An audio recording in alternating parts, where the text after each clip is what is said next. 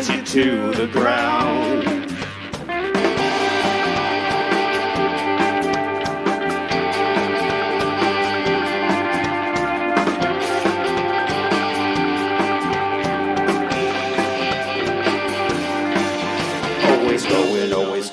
Always going, never stopping, always going, always going, always going, never stopping.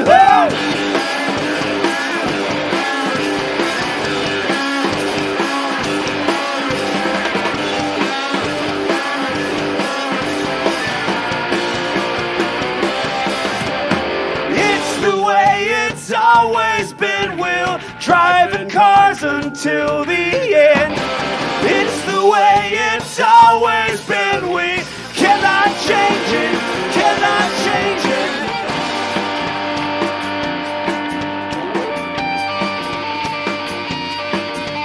We need a wider street, eternal traffic fleet. It is just what it seems, Henry Ford's wet dream. The only reason why tried. What we've been prescribed is a little dead drive. Always going, always going, always going, never stopping.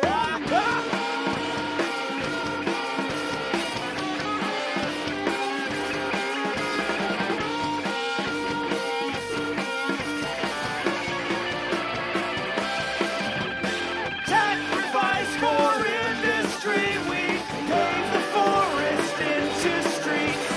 It's the way it's always been, we cannot change it, cannot change it.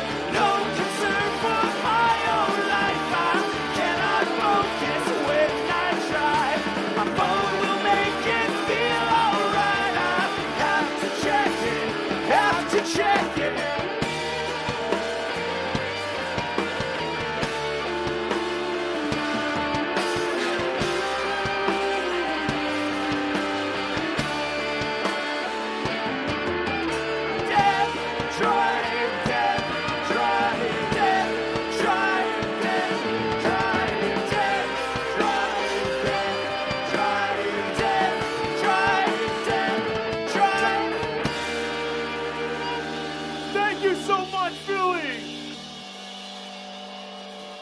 Trash Boy, and we are here for no kings. We are here for you guys to hopefully bring in a better country. Shout out SEPTA. Shout out public transit. Fun back.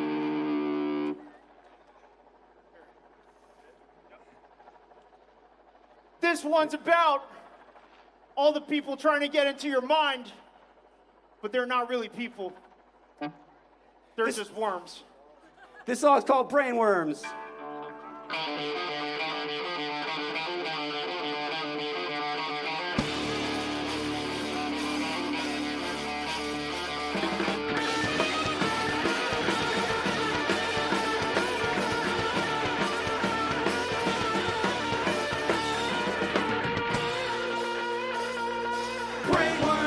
Something in your head that makes you act like a fool. Brainworms, you're a rebel, you're a big boy. You break all the rules. Brainworms, got bloodshot eyes and a mouth that foams like a storm.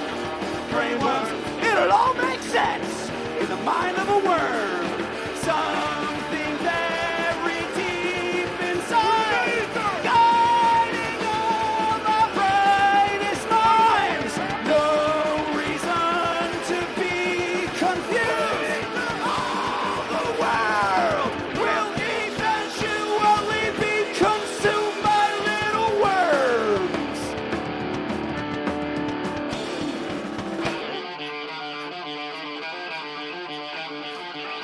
Brainworms, is there something in your head that makes you feel like a god? Brainworms, is your whole hippocampus ingested like sod? Brainworms, don't think about it, think about it, think about it, think too hard. Brainworms, just do what feels right in the mind of a worm.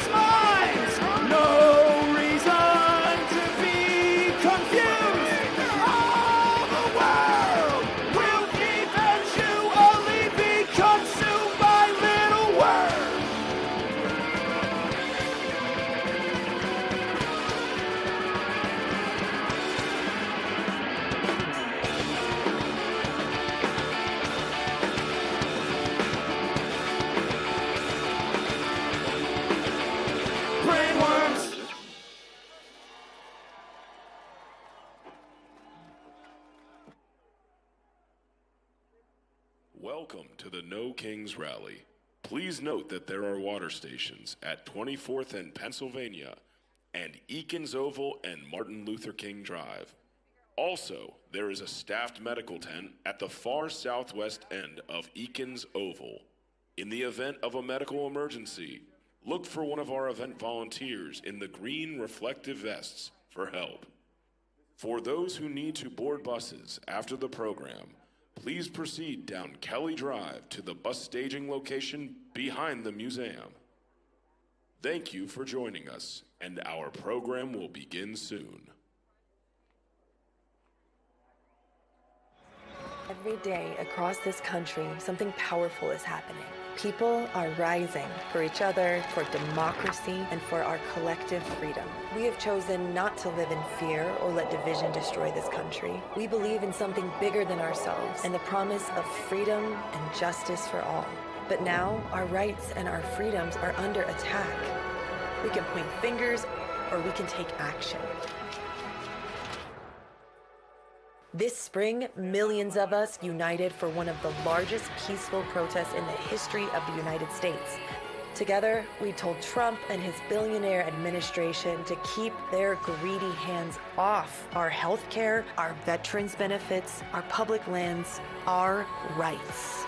Courage is contagious, and now we're taking to the streets again on Saturday, June 14th for No King's Day. While Trump wastes tens of millions of taxpayer dollars on a military parade for his birthday, acting like a wannabe king. People in every state have organized over 1,800 events in their communities to uphold democracy and protect our rights. People standing side by side for the future we all deserve. We don't do kings in the United States. We believe power belongs with the people.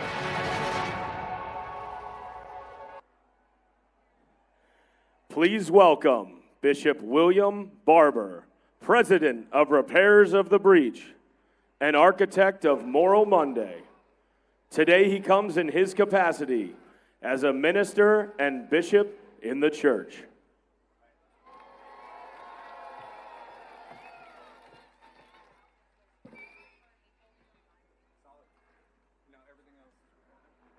Forward together, not one step back. Before I say anything today, I want us to take a moment and consider the violence that we heard about this morning in Minnesota. I want to ask Reverend Della Owens if she would come and read the name of those who are now deceased. And we want to take a moment of meditation and reflection.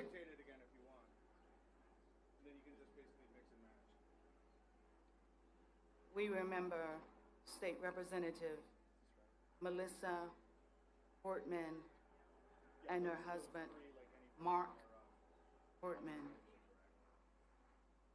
as they were shot and killed. We remember State Representative John Hoffman and his wife, who were shot multiple times.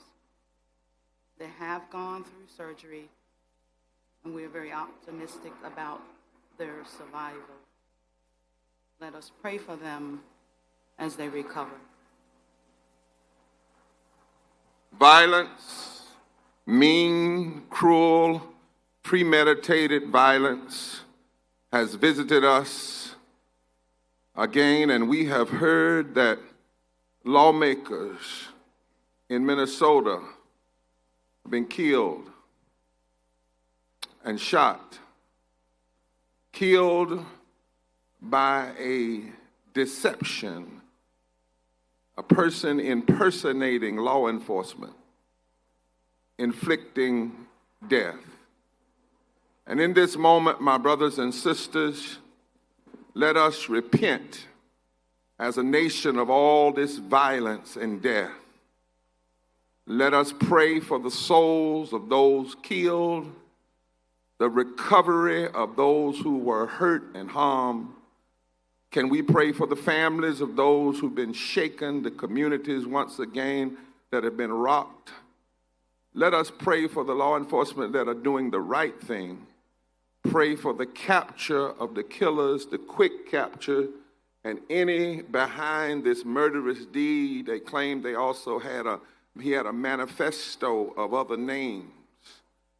Let us pray that the hearts of elected officials to find the heart to set aside the politics of violence and greed and corruption and hate and death, and that we can find a way to do like we're doing here today and be one humanity. My faith in times like these says to be still and know that God is a very present help in the time of trouble.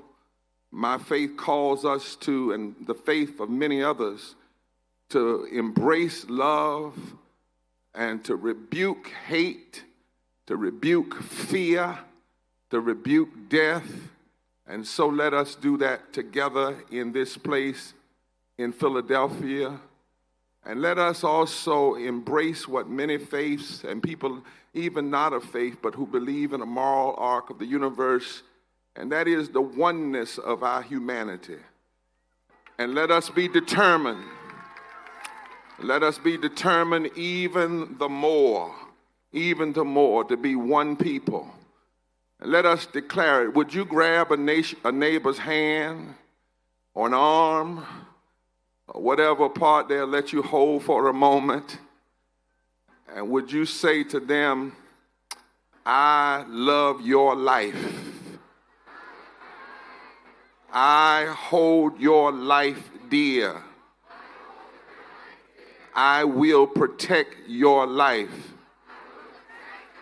I will embrace your life. I will hope the best for your life. I will stand up for your life. Because we are one humanity and we need each other to survive.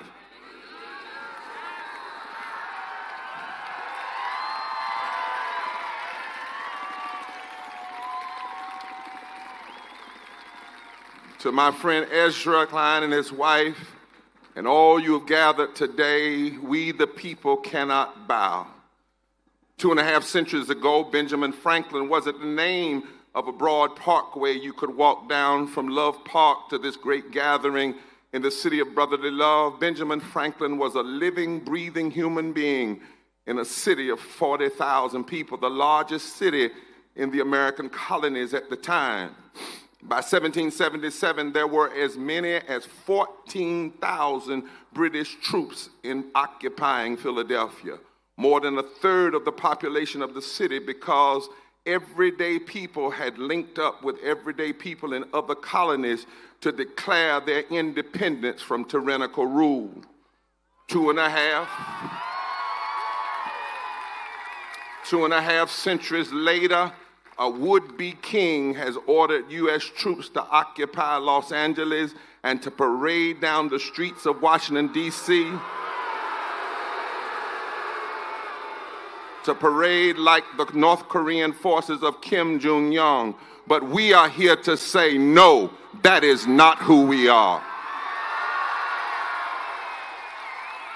We are gathered in Philadelphia and in 2,000 cities and towns across America today.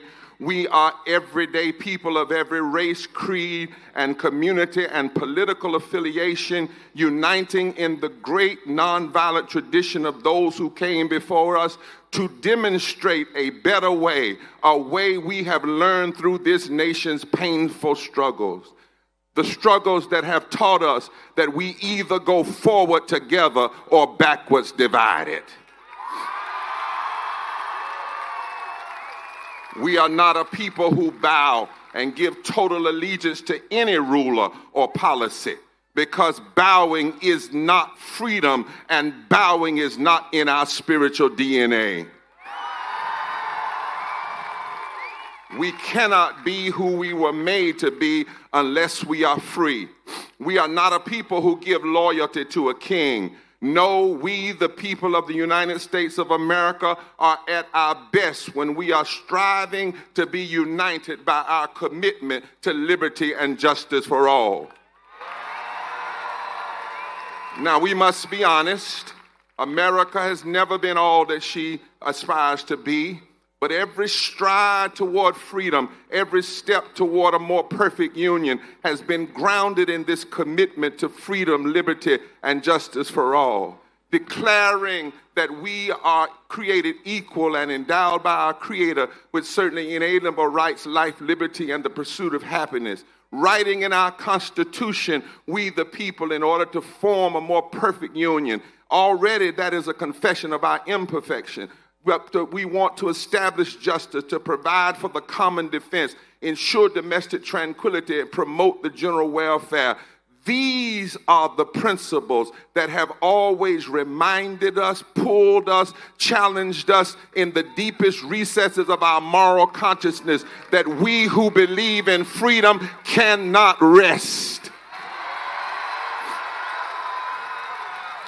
And in the face of any challenge that would have us bow and accept something less, we say no.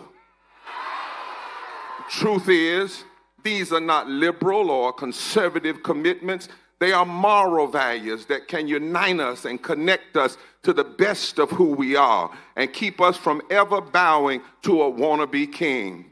So today, we demonstrate with amazing clarity and speak the truth with strength. And the truth is, Donald Trump's regime is not illegally deploying American troops on U.S. soils because he's strong. He's abusing his authority as commander-in-chief, trying to pick a fight on America's streets because his agenda is incredibly unpopular. His political positions and his claims are weak and failing and contrary to our moral values. The truth is, you are the strength of America.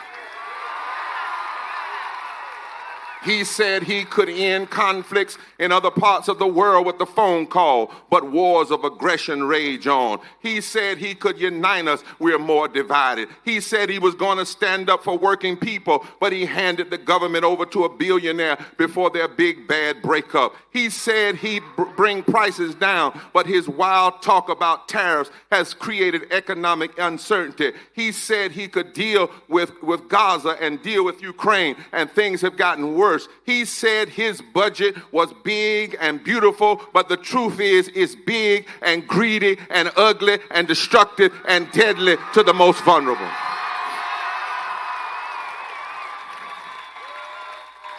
Ezra joined us last week as we've been gathering for Moral Mondays in D.C. since this big, ugly budget bill has been before Congress.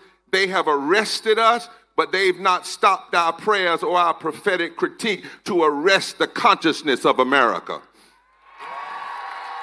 Americans are learning the details of how this big, ugly, deadly, bad bill would kill tens of thousands of people in our communities by stripping health insurance from 15 million Americans, closing hospitals, slashing nutrition assistance programs, leaving millions of hungry children, cutting thousands of jobs supported by green energy crisis. And according to a report from the public health scholars at Yale and the University of Pennsylvania, the cuts to health care alone would kill 51,000 Americans next year. And the more people learn about its details, the less popular Trump's signature legislation becomes law, and his attempt to move more money from the poor and working poor to the wealthy than was transferred during chattel slavery. And because of this, you cannot be silent, and the cries of the people will not be silenced. That is why this regime is in panic. And when an authoritarian is weak, he will do anything to get attention. But we don't have to give Trump and MAGA what they want. We don't have to bow by waving a flag at his parade. Our demonstration of moral strength is in opposition to the tyranny that threatens our very existence as a country. And this kind of gathering can unite us in a moral movement to save America. And we will not stand down, not now, not ever. Because the truth is, when it comes to the need to stand up for the Constitution over a ruler who would ignore the courts, we are indivisible. When it comes to the need to repair breaches between those who have health care and those who don't, we are indivisible. When it comes to the conviction that everyone deserves to be treated with dignity and respect, we are indivisible. When it comes to our commitment that no child should go hungry in this, the richest nation in the world, we are indivisible. And when it comes to the essential role of government to serve the people rather than to serve a king, we are indivisible. Now, might I close as a preacher? In the book of Daniel in the Bible, there is an ancient story where three young men, Shadrach, Meshach, and Abednego, they were thrown into a fiery furnace for their refusal to bow. They refused to bow to a king that loved to put his name on buildings and ride around and make everybody bow to him. Well, they were thrown in, and they were not consumed, however, by the flames of the furnace. Instead, as they were thrown in, the people witnessed a fourth force come in and walk them through the fire. My fellow Americans, I stopped by this afternoon to remind you that when we tap into our moral power and refuse to bow, there is a greater power in the universe that will come and stand with us. In the final years of the anti-apartheid struggle in South Africa, they used to say, only a dying mule kicks the hardest. So we must maintain discipline, refuse to meet violence with violence, and keep our focus on an agenda that lifts us all to higher ground. We must join hands across all the lines that have been drawn to divide us and stand together as we the people. And when we do, I know a force more powerful than any of our individual actions will come and stand with us in the fire. That's what the best of American history has taught us. I stopped by to tell you and remind you today that the force of truth, the force of love, the force of justice, and the force of equality is more powerful than any would-be king. More powerful than brute force, more powerful than mean money, more powerful than big tech feudalism, more powerful than anything we know. When we stand up and when we stand together and when we refuse to bow, we can build a movement to save the heart and soul of America. Are you standing? When the founders refused to bow to King George, a fourth force stood with them.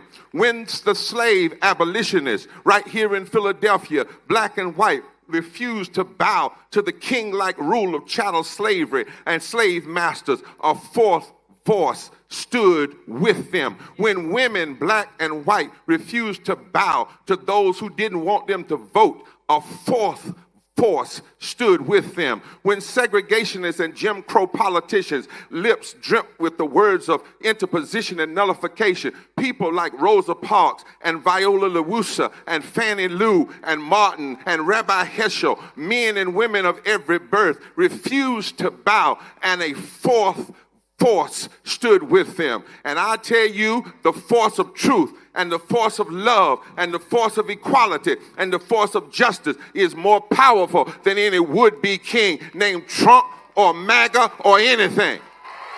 And so it's time. It's time for us to stand together like never before, because when we all get together, we have the power to reconstruct American democracy. Did you know that if just 20% of us, if we organize 20% of the non-voters in the last election, especially poor and low-wage voters who couldn't see how casting a ballot could make a difference in their lives, if we can organize them, we can upend the whole political calculus.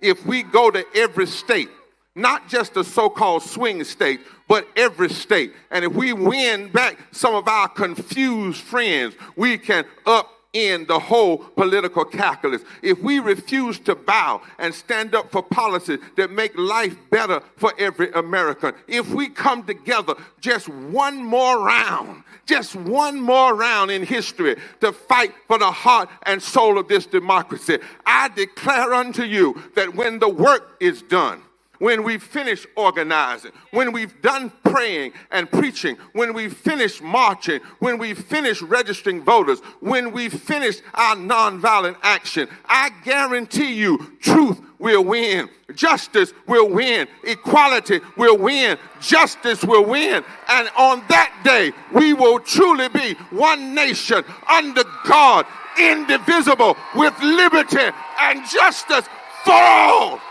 Stand, stand, stand, stand. Hallelujah.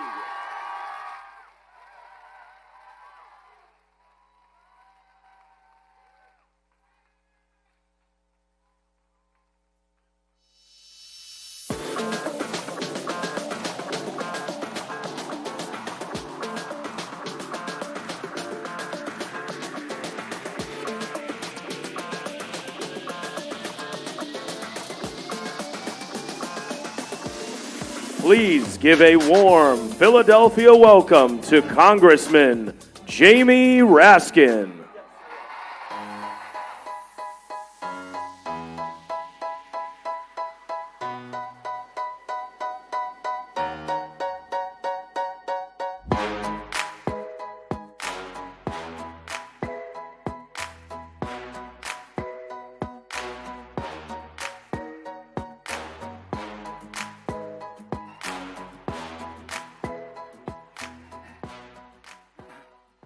Wow. Hello, Indivisible. Hello, Philadelphia. Hello, America. I represent Ezra and Leah in the United States House of Representatives, so I like to think of myself as the congressman from Indivisible. But I came to Philly because it's a tough and a loving city, and you know how to topple kings here. You've been crushing tyrants since 1776. We come together, as Reverend Barber says, in the spirit of democratic, non-violent resistance. We pray for the families of Minnesota State Representative Melissa Hortman and her husband Mark, and for Minnesota State Senator John Hoffman and his wife. These are our brothers and sisters in the struggle for a more just America, shot down in cold blood and broad daylight. And we pray for them and all of the people of Minnesota. But the spirit of Philadelphia is the spirit of America. We've got no kings here. We've got no queens here. We've got no emperors. We've got no titles of nobility here. President Trump, happy 79th birthday. Sorry we couldn't make it to your party, but we did pay for it. You are not our king, and we are not your subjects. We will never be your subjects. The people are sovereign, and we are all equal in the eyes of the law. All of us born here on this land are citizens, and your executive order is nothing but bad graffiti on the Constitution, and we're going to wash it off today. We've got no kings and we've got no slaves. We've got no masters and no serfs. Those of us who aspire and attain to public office are nothing but the servants of the people. And the moment that somebody in public office begins to act like the master of the people, that is the moment to evict, eject, reject, impeach, try, convict, and start all over again. Under Article 1, President Trump, your job is simple: to take care that the laws are faithfully executed. That's it. In the monarchies, Tom Paine said, the king is the law, but in the democracies, in the free societies, the law is king. But you didn't get that memo, did you, Mr. President? You've been violating the law. You've been trampling the law. You've been ignoring the law, acting as if it's irrelevant to the only thing that matters, which is your own wealth and power. What if Thomas Jefferson were here? What if Abraham Lincoln were here? What would they say? They would say, cut it out. Stop violating the rights of the people. Stop trespassing on the powers of Congress. Stop staging provocations against the members of Congress and other parts of the government. Stop violating the orders of the courts. President Trump, your gangster state just threw Senator Padilla to the ground, kneeled on his back, and handcuffed him. Your agents barged into Congressman Nadler's office and handcuffed and traumatized his young staffer. Your guys arrested a judge in Wisconsin. You indicted Representative LaMonica MacGyver from New Jersey on phony charges, and she now faces 17 years in prison. You're terrorizing American communities with masked men in unmarked cars, arresting people without warrants. You pardoned 1,600 felon rioters and insurrectionists who brutally injured 140 police officers on January 6, 2021. You're auctioning off pardons to Republican criminals in D.C. like they're selling cheesesteaks in Philadelphia. You're a billion-dollar crypto king now who dropped dozens of charges against crypto scammers. And now you want to fly around on Bribe Force One, an illegal $400 million jumbo jet gift grift from the emirs of Qatar. You sent the Marines to California. You hijacked the National Guard there. You threatened to seize the lawful power of the governor of California, the mayor of Los Angeles, and the chief of police, and you threatened to send heavy force to cities all over America this weekend to remind us of your love. But you know what? I don't see anybody trembling in Philadelphia today. I don't see anybody hiding behind the couch crying bone spurs today. It's raining and I see nothing but tens of thousands of patriots wherever I turn. And we paid for our own rally today. It's not on the taxpayers. We march with millions of people across America to celebrate not the people in power, but the power of the people. We march in cadence with the great civilizing, nonviolent movements of American history, the abolitionists, the suffragists, the bonus marchers, the civil rights movement, the women's movement, the labor movement, the peace movement, the women's march, the environmental movement, the LGBTQ movement, March for Our Lives, and the climate movement. We may not be founding fathers in the 18th century, but we are founding fighters in the 21st century.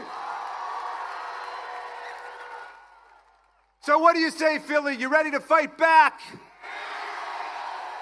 You want a gangster state, or do you want free speech and democracy in America? You want a king? You want a king who thinks, like all kings, that women are his property and he can grab whomever he wants, wherever he wants? Or do you want a democracy run by strong women and strong men, strong enough to be the allies of women and not their attackers and harassers? You want a king who stages coups and insurrections and lies about elections? Or do you want a constitutional right to vote in America? Free from all the gerrymandering and voter suppression. Do you want an imperialist takeover of Greenland and Canada and Panama? Or do you want statehood for Washington, D.C. and Puerto Rico?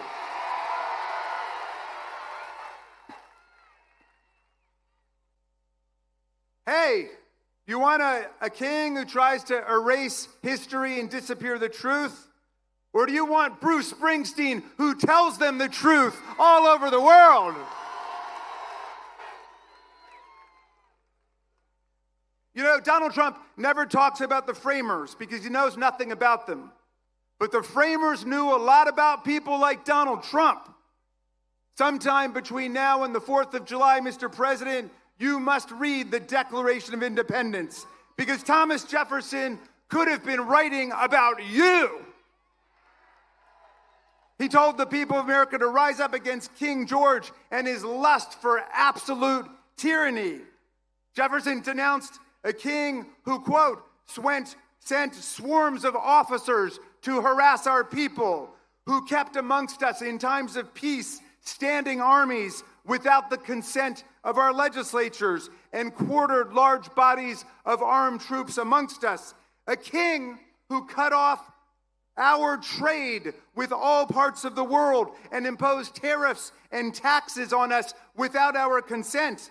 A king who excited domestic insurrections against us. A king who repeatedly obstructed the laws of naturalization of foreigners to our land. A king who tried to make judges dependent on his political will alone.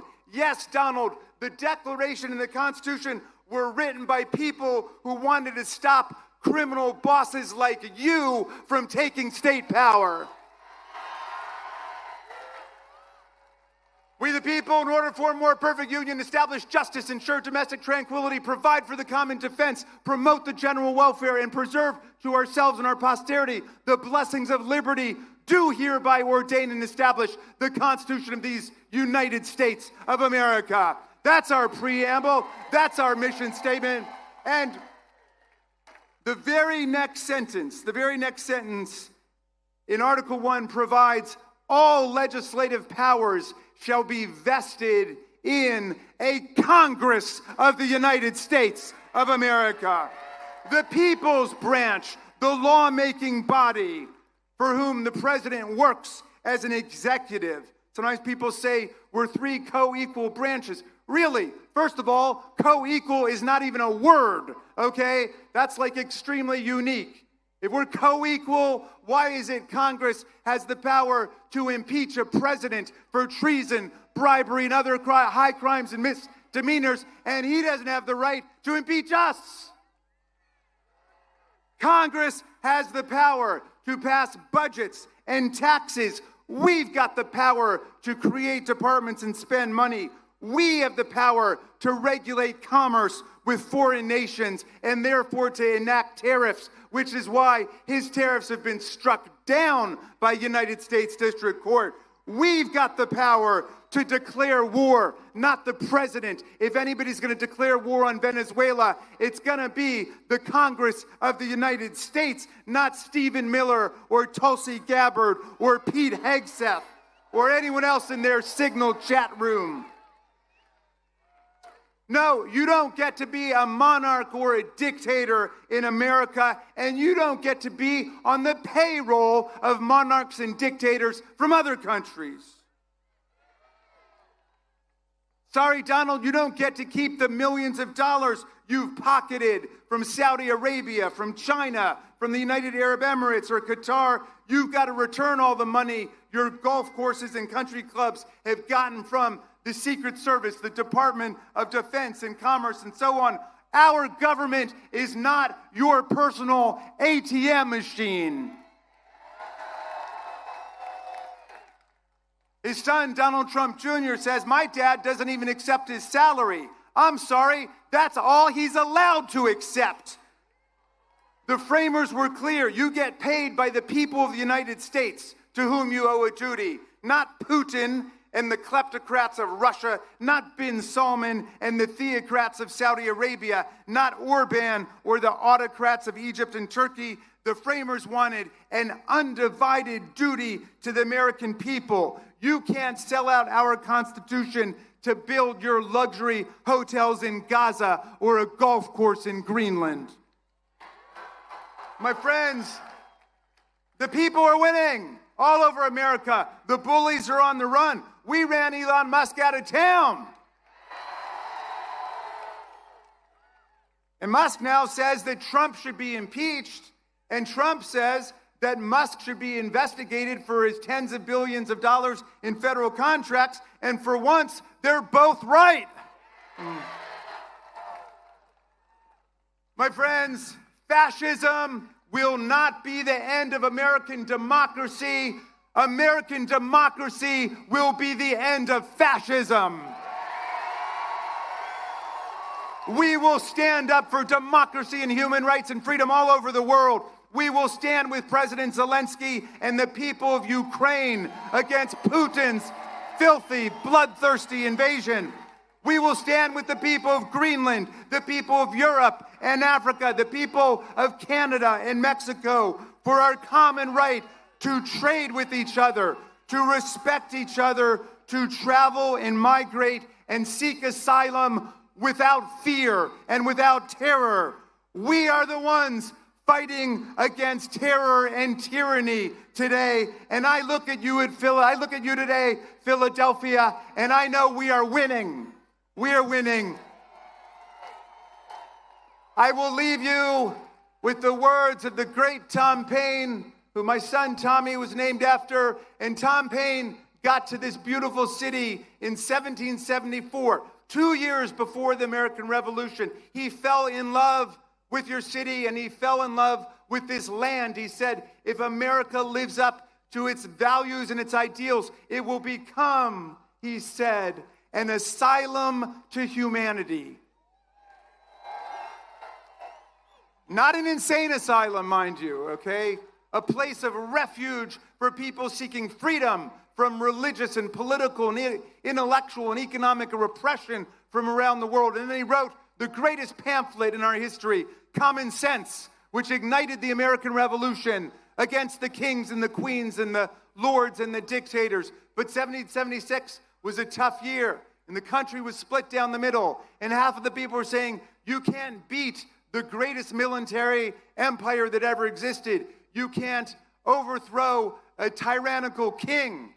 It won't work, they said. But half the people said, let's give it a try. Let's pledge to ourselves our lives, our fortunes, our sacred honor to build a government that rests on the consent of the governed and the rights and the freedoms of the people. But in 1776, Paine wrote another pamphlet called The American Crisis to give people hope, to see it through all the way.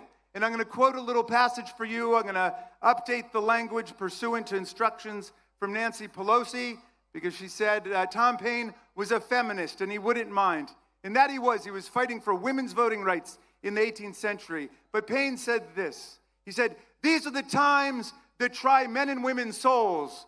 The summer soldier and the sunshine patriot will shrink at this moment from the service of their cause and their country. But everyone that stands with us now will win the love and the favor and the affection of every man and every woman for all time. Tyranny, like hell, is not easily conquered, but we have this saving consolation. The more difficult the struggle, the more glorious in the end will be our victory. That victory will be ours, Philadelphia. Thank you, Indivisible.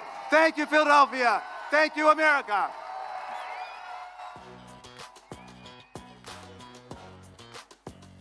Please welcome to the stage Martin Luther King III and Andrea King Waters.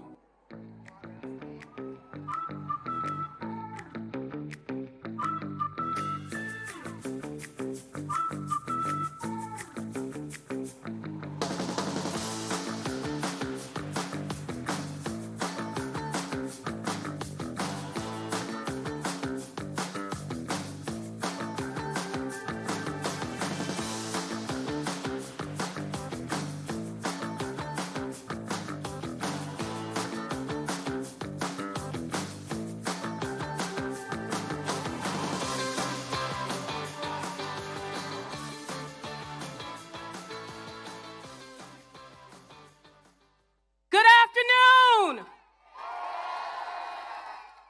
Good afternoon.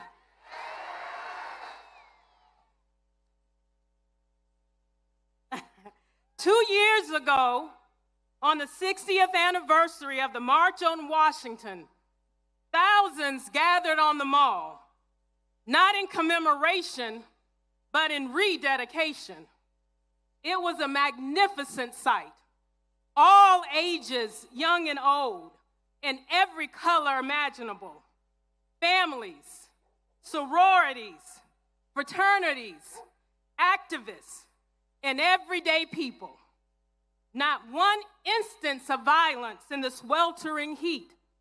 People unrolling prayer blankets towards Mecca, others walking to tents to observe Shabbat. It was a beautiful day.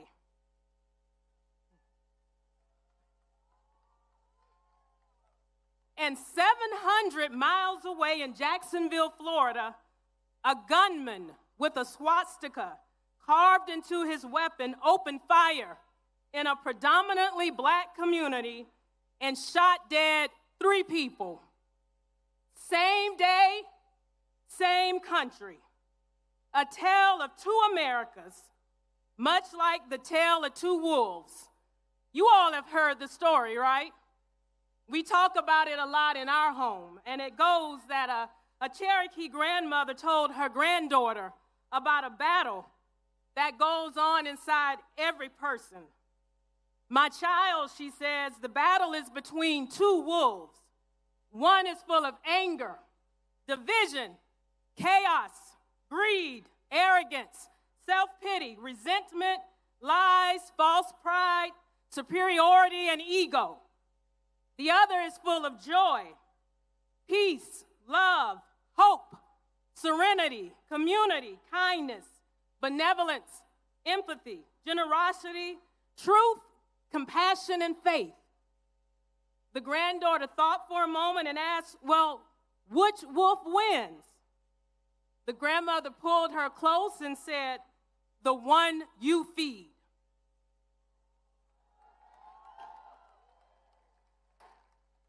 I stand before you today, not in anger, but in love.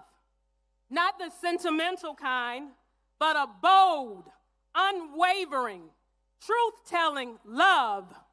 A mother's love, a people's love, a love that says, I will fight for you, even when I don't know your name.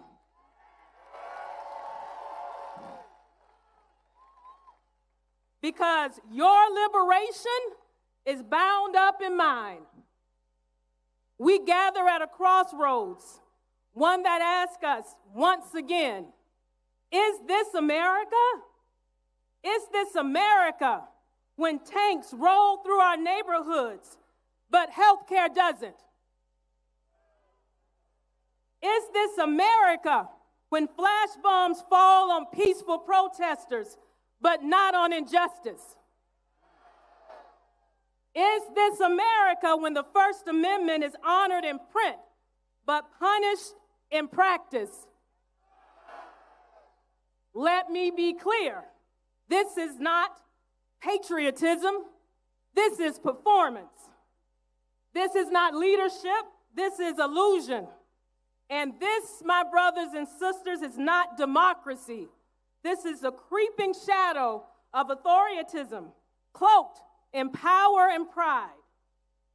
But we will not be deceived by noise and spectacle, because the true strength of this nation is not in its missiles, but in its morality.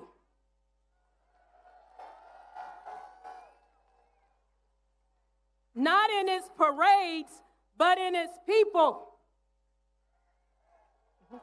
Not in fear, but in freedom. It's been a long few months, and I hear so many of us talking about anxiety and depression and despair. But when I despair, I remember the words of Gandhi.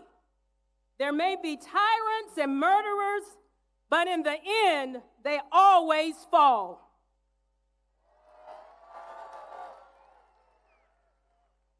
Because truth force, what he called soul force, satyagraha, is more powerful than any other weapon. That's the force of love. That's the force of justice. That's the force of everyday people saying enough. So I ask you again, where do we go from here? Chaos or community? That's right. We choose community. We choose the deep national healing that we so badly need. We choose to realize the dream, because it's not radical to care about all children, not just the ones who look, pray, or love like your own.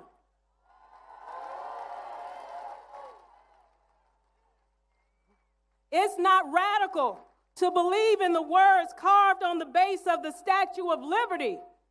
Give me your tired, your poor, your huddled masses yearning to breathe free.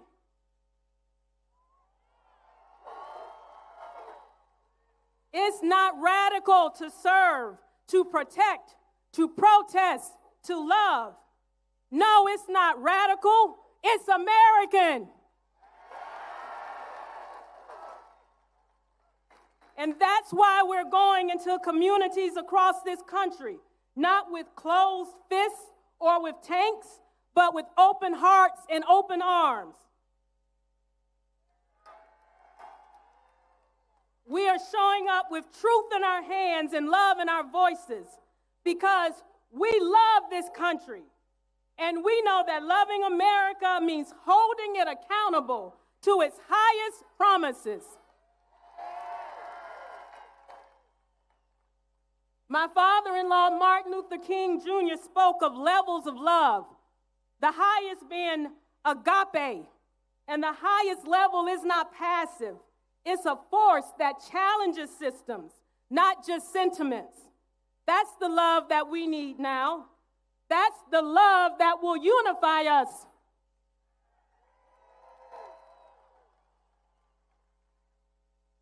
So let us raise our voices, not in hate, but in hope. Let us march, not to divide, but to build. Let us love, not to escape the struggle, but to endure it together.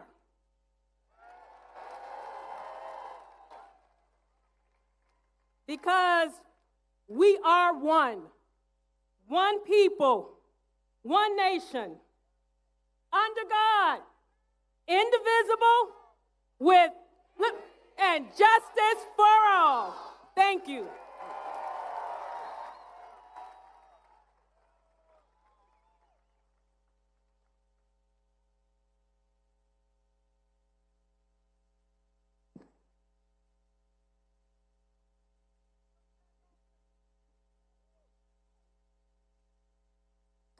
Good afternoon.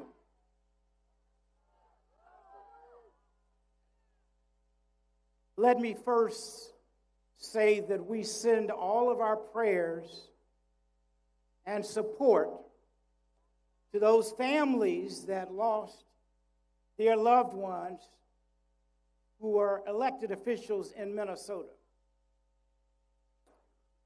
We also today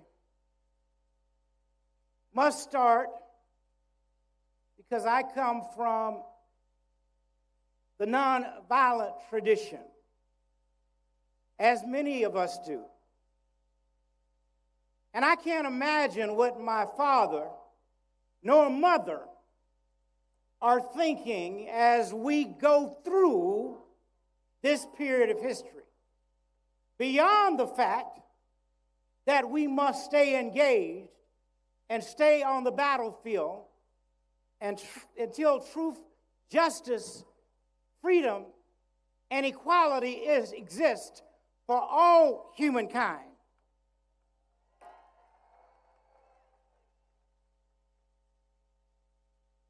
I am deeply honored to stand with you today in the city of brotherly love.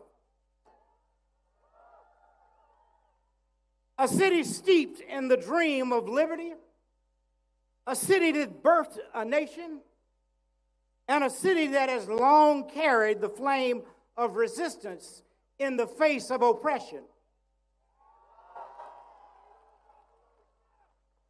Philadelphia, you are no stranger to struggle. You were a sanctuary for runaway slaves, a refuge for the righteous abolitionist,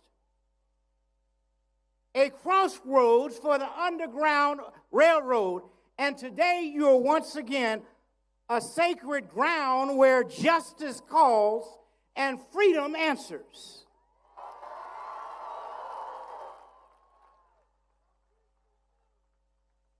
So it is only fitting that we gather here today, not in fear, but in faith, not in despair, but in defiance.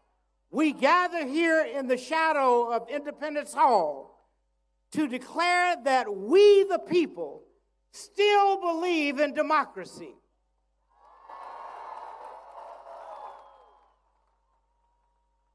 We still believe in justice. And we still believe in a nation without kings, without tyrants, without rulers who place themselves above the law. We are here to say this land belongs to the people, not to the monarchs, not to the autocrats, not to strong men, but to the people. Just as the generation of 17 and 76 cast off the crown and proclaimed a republic, we, the generation of 2025, pledge to keep faith with that sacred inheritance and let it be known to every corner of this land. We will not let democracy die on our watch.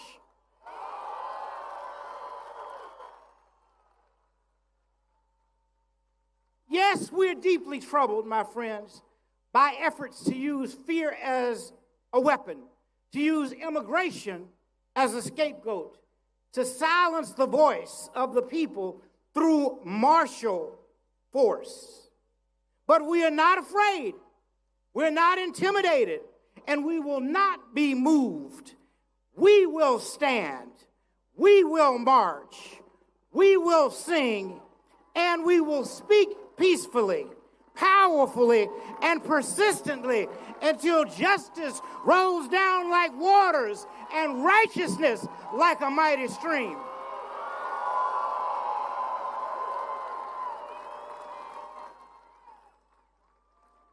Let us be clear. Let us be perfectly clear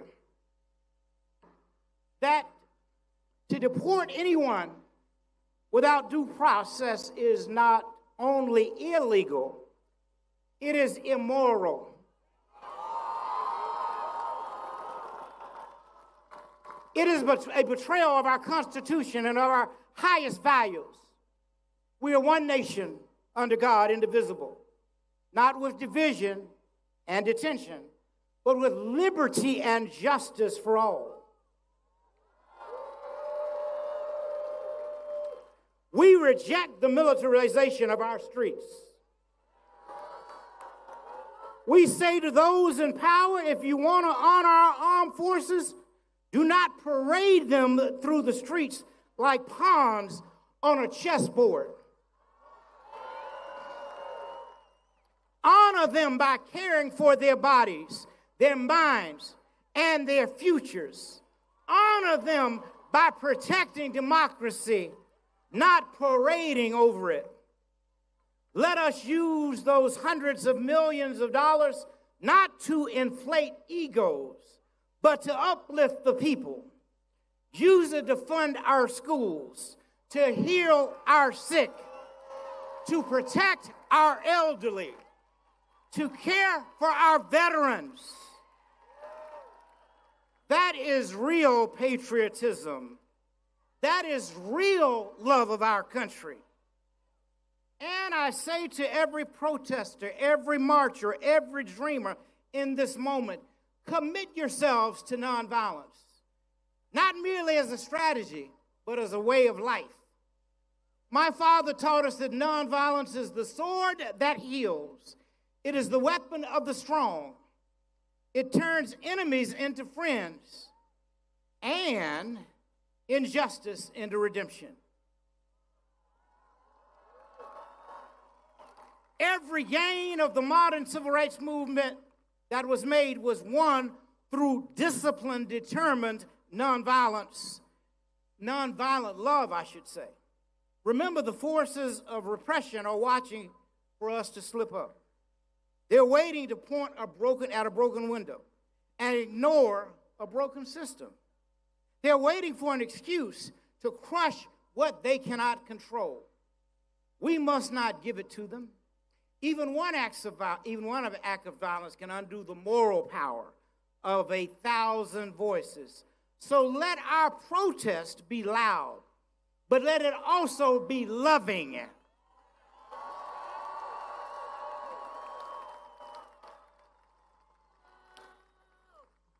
Let it be fierce, but let it be faithful. Let it be firm, but never fueled by hatred. So train your hearts in the discipline of peace.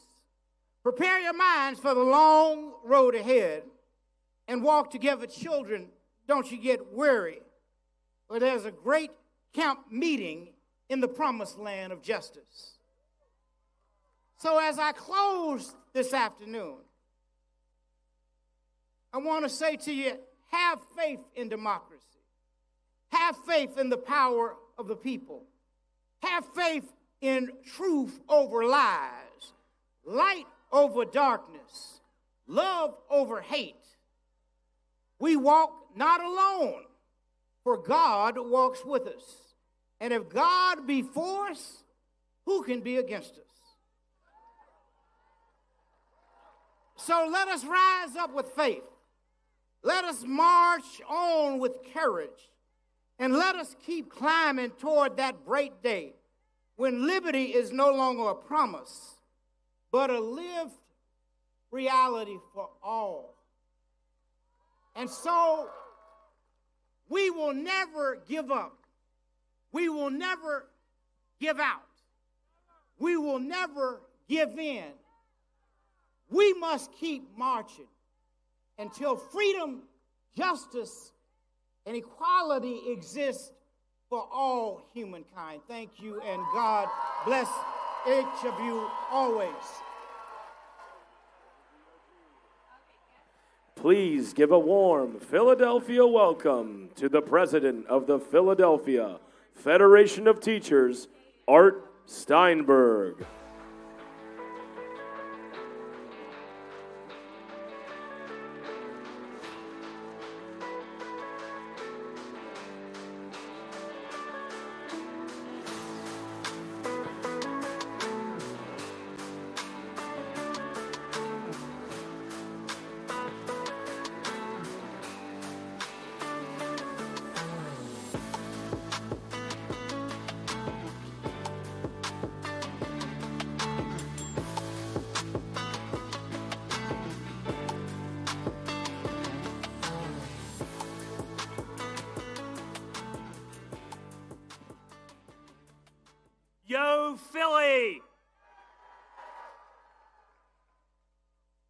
welcome to all of you who are here with us in the cradle of liberty from Southeast Pennsylvania, New Jersey, Delaware, Washington, D.C., and beyond. I'm sure you know the response to this. Show me what democracy looks like. This is what democracy looks like. Show me what democracy looks like. My name is Arthur Steinberg, and I'm a special education teacher right here in Philadelphia. I am proud to serve as the president of the Philadelphia Federation of Teachers, the mighty PFT, and AFT Pennsylvania. We represent more than 36,000 workers across the Commonwealth of Pennsylvania. Yesterday was the last day of the school year. Can we give it up for our graduating students, rising students, their families, and our members? Teachers, paraprofessionals, coaches, nurses, counselors, food service managers, and secretaries. Let's also thank the public school educators who pour their hearts and labor from Head Start to 12th grade students throughout the school year and beyond. And let's not forget our members in higher education. In a moment, I'll introduce my friend and sister in labor, Randy Weingarten, president of the AFT. But first, let me represent Philly for a minute. Philly is a vibrant, growing, and welcoming city. We are a championship city. Can't do without this. Go Birds! And we are the birthplace of American democracy. Philly is a city that doesn't tolerate bullies. We don't do tyrants, and we sure as hell don't do kings. So it's fitting that tens of thousands from across the region chose to be in Philadelphia today. I want to thank Vicki Miller and the entire team from Indivisible Philly for putting this together. In moments like this, we can choose to stay in our homes out of fear, or we can come outside, be with community, and draw strength and hope from one another. Thank you to the organizers for making that choice easy for millions of Americans here and across the country today. It is a deep personal honor to have the Reverend Dr. Barber here, and a really special honor to have the King family join us. The PFT feels a special connection and debt of gratitude to Dr. King. His endorsement in 1965 was instrumental in the Philadelphia Federation of Teachers obtaining recognition as the exclusive bargaining agent for Philadelphia educators.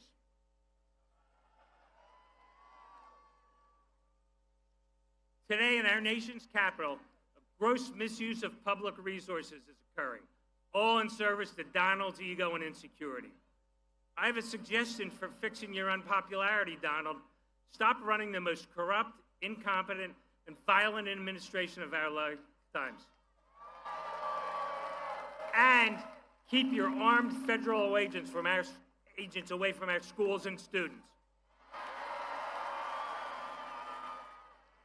Trump and his fellow oligarchs seek to rule us like kings. They believe their wealth gives them the right to pick and choose who among us gets to eat, goes to school, receives life-saving vaccines and medical care, and who is able to leave freely. Cuts to Medicaid and SNAP with literally a steel-feed medicine from the mouths of babes. You can see my union's members wearing our signature PFT red here today. Check out our signs. Trump is not the first wannabe king we've had to resist. Power-hungry billionaires like Jeff Yass have been trying to buy our democracy. Yass is a billionaire and the richest man in Pennsylvania. He's been getting rich off K-12 education for years. He's also a tax dodger. When we leave here today, Google Jeffrey Yass and then ProPublica, who uses his obscene wealth to attack public education so that only kids of the wealthy will have access to college and careers of their choice. If we want to take back our democracy, we need to take back power, not just from Trump, but from all the mini-Trumps correcting government for their own enrichment. I'm going to end on a high note and one of optimism. You can organize your way to better government at the local level, and those wins build towards bigger wins. In towns not far from here, we've seen neighbors who value public schools take on religious ideologues on school boards who are banning books and win. Taking back power is up to each and every one of us. In the words of our two-time Super Bowl champion Philadelphia Eagles, we all we got, we all we need. Let's become the agents of hope and aspiration, win a fairer, freer America, and give our communities the resources they need to thrive. It is now my great pleasure and honor to call up Randy Weingarten, president of the 1.8 million member strong AFT. Thank you.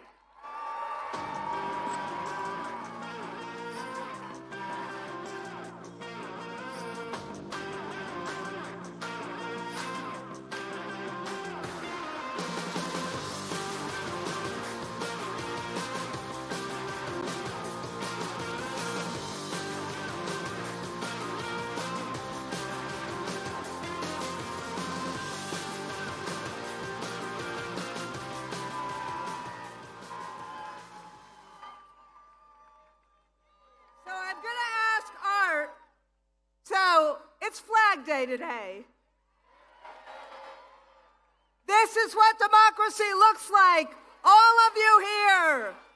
I'm going to ask Art to hold my flag. Now, on April 5th, I was here. I feel like I live here. But I was here on April 5th. We were in another park. And I wanted to start by actually talking about what we in the labor movement, it's unbelievable, the scene that I see right now. It's just unbelievable because it's the people.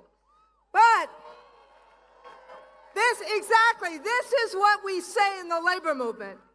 It is, the people united will never be defeated. It's not just that we'll never be divided, we'll never be defeated. So can we do a big Philly shout out? The people united will never be defeated.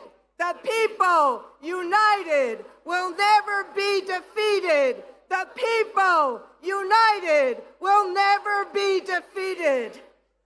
Woo!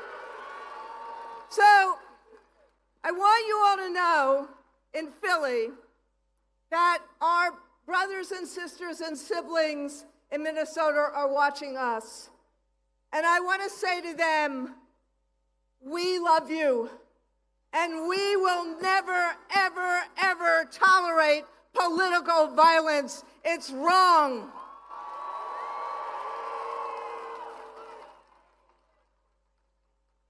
As Martin Luther King's son said, we need to practice, not just as a strategy, but as a way of life, peaceful nonviolence. Now, Philly, you know this. You don't need a social studies teacher to tell you this. You are the birthplace of our nation. You are the birthplace of our democracy. You are the birthplace of our Constitution. And you're the birthplace of Rocky.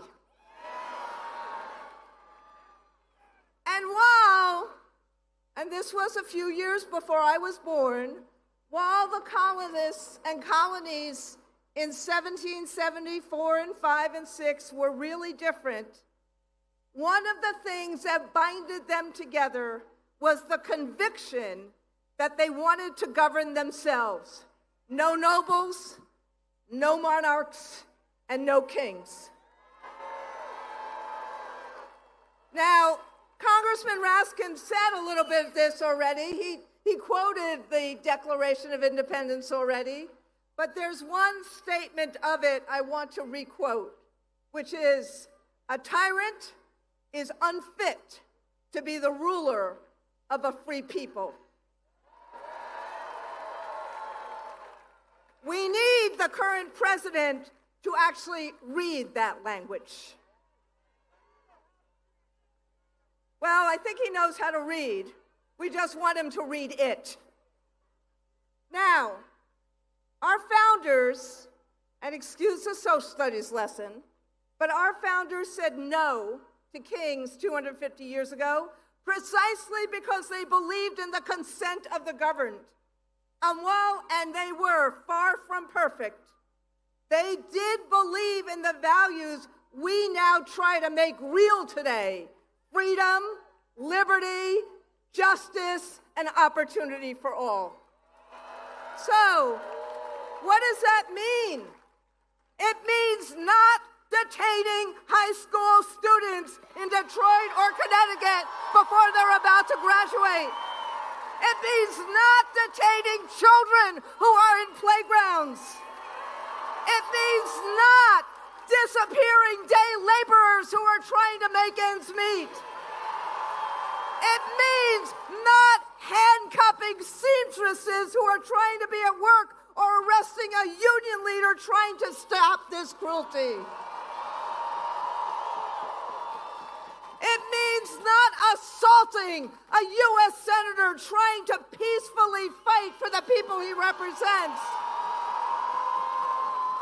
or arresting a mayor or a congresswoman because they're just doing their jobs.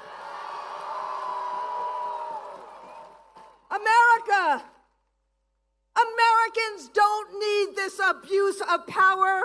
We need power to be vested in the people.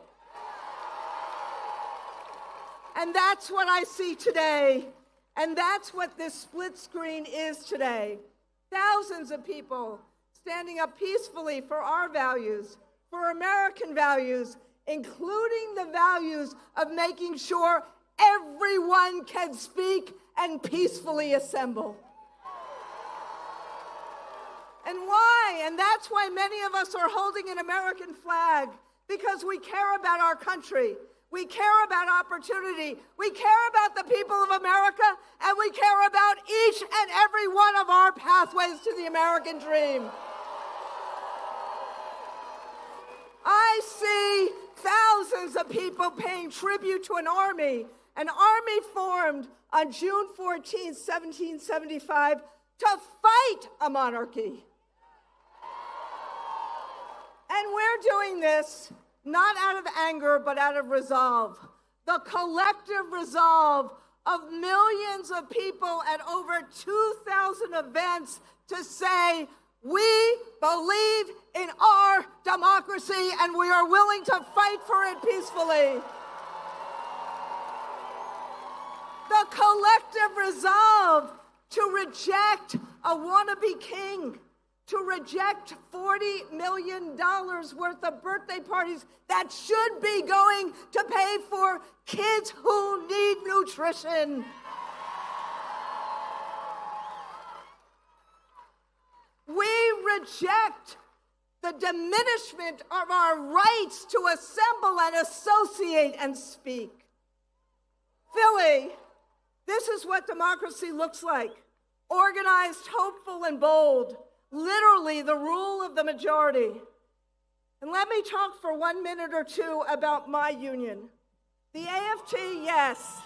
We stand at the intersection of democracy and opportunity, public education and the labor movement. These are the ways that Americans can get to a better life, a shot at a better life. And paving those opportunities makes us a target. Their attacks on public education are relentless. And why? Because they fear knowledge. Why do they fear school teachers? They fear us because we teach critical thinking. We teach honest history. We teach pluralism. Because their brand of greed and power and privilege cannot survive in a democracy of diverse, educated citizens. So that's why they go after education opportunity. They fight us on economic opportunity. They're going after equal opportunity. They're going after unions because this current president sees us as a threat to his vision of America. He sees us as a threat because they believe in us versus them, and we believe in us, the people. So look, this is about hope versus fear. But to get to hope, we must address the fear and show people that a better life is possible. Without a voice in our democracy and a voice at work, frankly, our fight against kings would be hollow. So we're not just fighting back, we're fighting for a better day. So as they fight for tax cuts for billionaires, we fight for tax cuts for the working class. As they cut SNAP and Medicaid, we fight to make sure that families have decent housing and decent health care and decent education. They got their C's, chaos, confusion, corruption, and cronyism, and we got ours, the courts, the court of public opinion, the Congress, and the courage of this community. Because this community understands how to fight back. No one is going to save us but ourselves, but it takes courage. So my friends, rather than yield on bended knee, we stand up. We all care. We all act. We do it together in solidarity. So I want to end with a quote from the father of our last speakers. Specifically, Martin Luther King's final book. He wrote, "Where do we go from here? Chaos or community?" Well, Philly, you are the community to this president's chaos. And together, we build a future of opportunity and justice for all. Hope over fear, aspiration over anger, the promise of America for each and every American. That is what we are fighting for today. So I say, the people united will never be divided. The people united will never be divided. The people united will never be defeated. Woo! And now,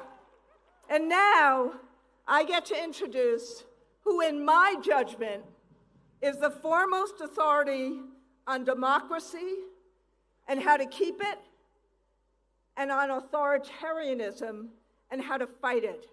And that is the Honorable, you've read some of his books, the Honorable Professor Tim Snyder.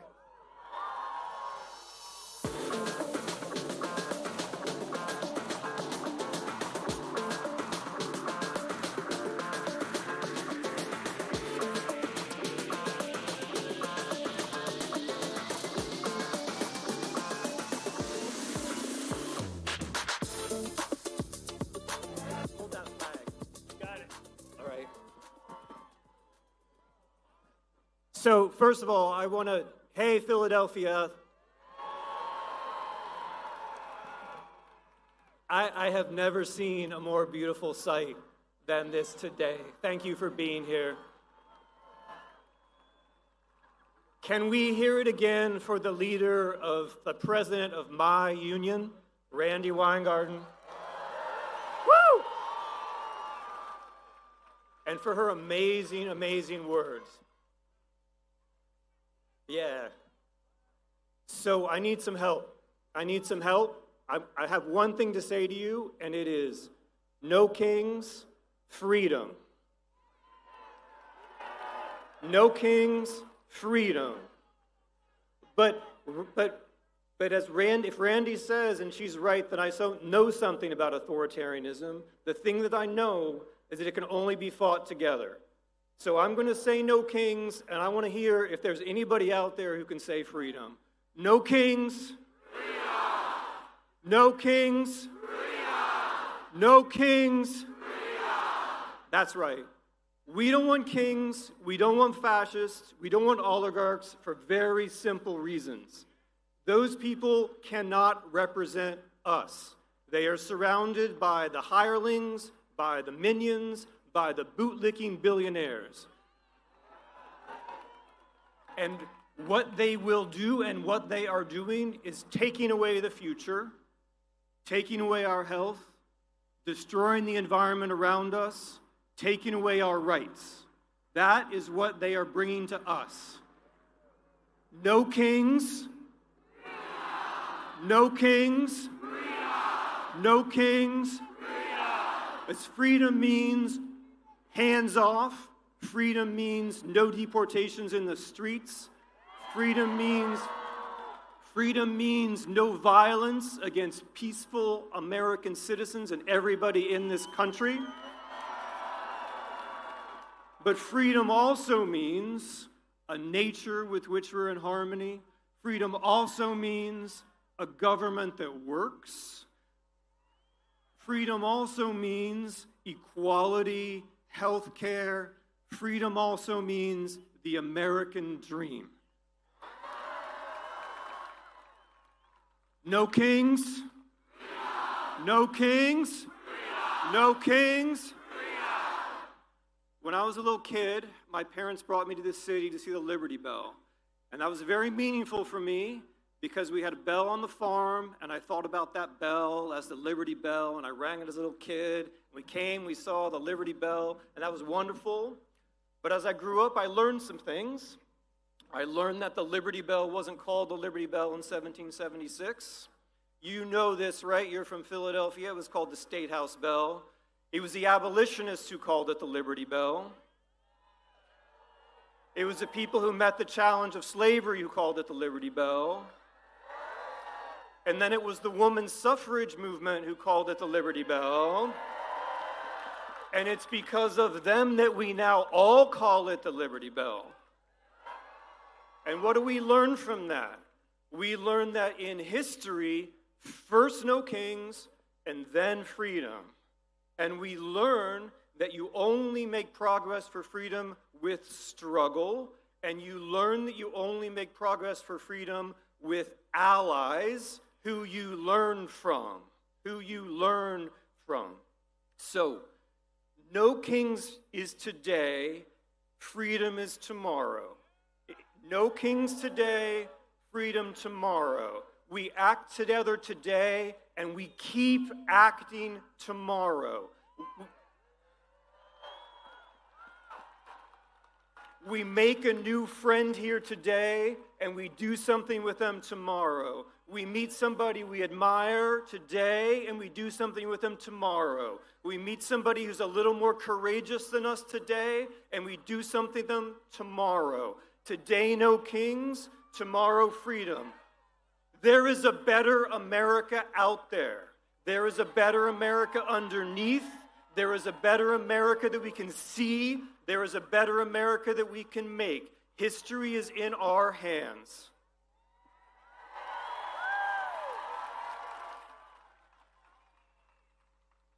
No kings. No kings. No kings. Thank you. Please welcome to the stage the co-president of Community Change, Lorella Praley.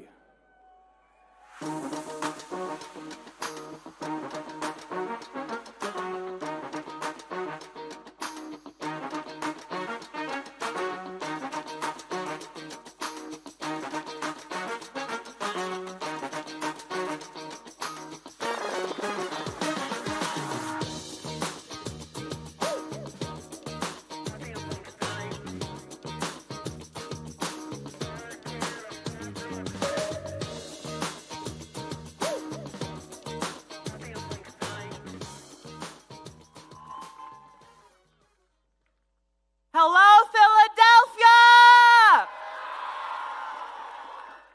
My name is Lorella Praley, and I'm here today as the co-president of Community Change, where we organize every day for a multiracial democracy and an economy rooted in dignity and justice.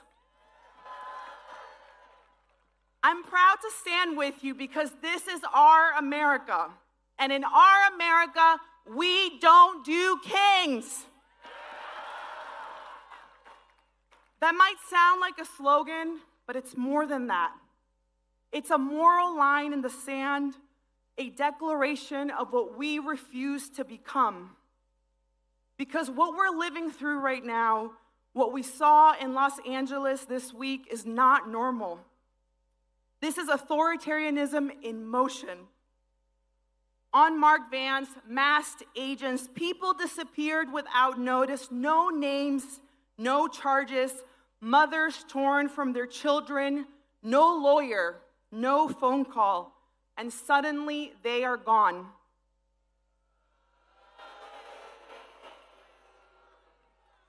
That is not our America. And let me tell you something else. My presence here today, it wasn't guaranteed.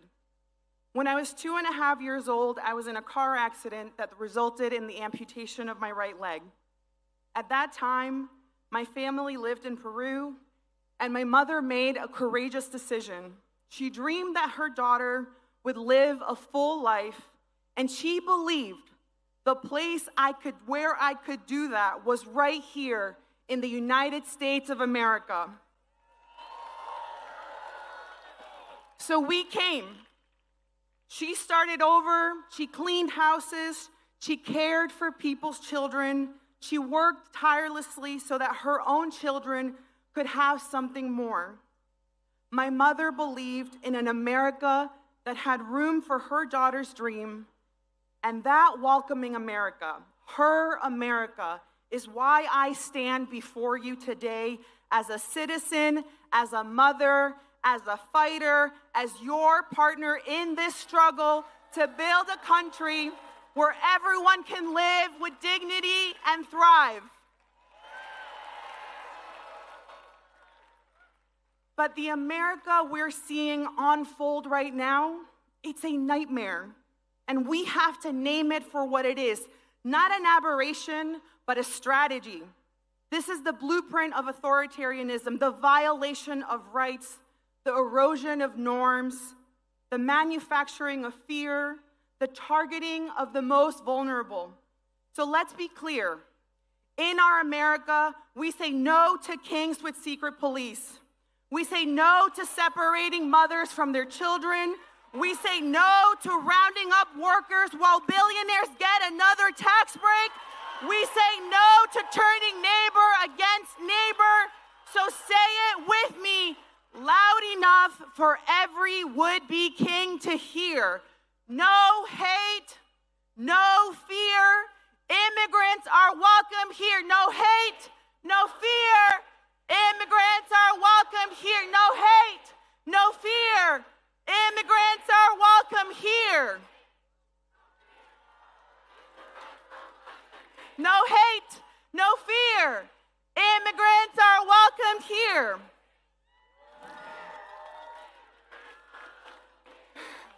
Thank you. So I also want to talk about another truth in this moment, which is that there are a lot of people hurting. Rents have skyrocketed. Childcare costs more than your mortgage. Health insurance doesn't cover your health. You go to the grocery store and you ask yourself, how am I supposed to feed my family this week? That pain is real, and Trump is exploiting it to consolidate power. When people are hurting, it's easy to look for someone to blame, and that's what he's counting on. Because he doesn't want you to look at him or the billionaires he's shielding. He wants you to blame your neighbor, to fear the immigrant, to believe that someone else's survival is a threat to your own. But here is the truth. Trump is cheating working people. He is using immigrants as scapegoats to distract us while he steals from all of us.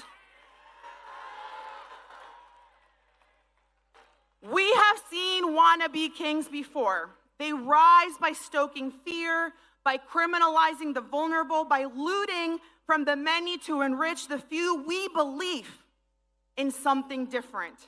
We believe every person has worth, that families belong together, that workers deserve dignity no matter where they were born, that democracy isn't guaranteed. It is something we build together. And above all, We believe our solidarity is stronger than their fear. So what do? We rise, we organize, we show up, we link arms across race, across faith, across difference. We hold the line and then we move the line. Because we are not just resisting, we are reshaping and rebuilding this country from the ground up. Ahora yo quiero hablar con mi gente latina.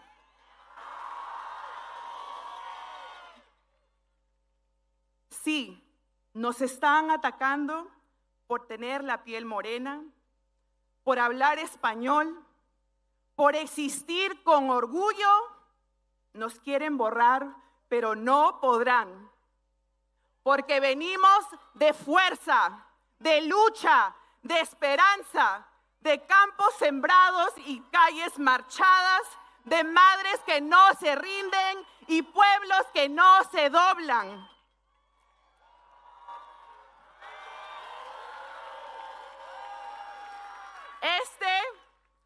Mi familia latina, este es el momento de unirnos, de alzar nuestras voces, porque aquí estamos, aquí seguimos y no nos vamos. Ni un paso atrás, porque esta también es nuestra América.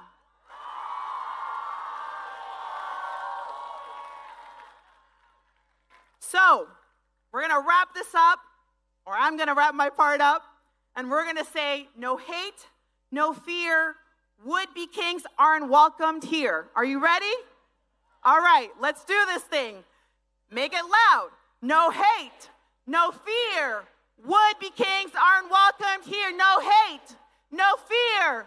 Would-be kings aren't welcomed here. No hate, no fear. Would-be kings aren't welcomed here. No hate, no fear. Would-be kings aren't welcome here. No hate, no fear. Would-be kings aren't welcome here. No hate, no fear. Would-be kings aren't welcome here. Thank you. Thank you, Philadelphia. Please give a warm Philadelphia welcome to Army veteran with Common Defense, Naveed Shah.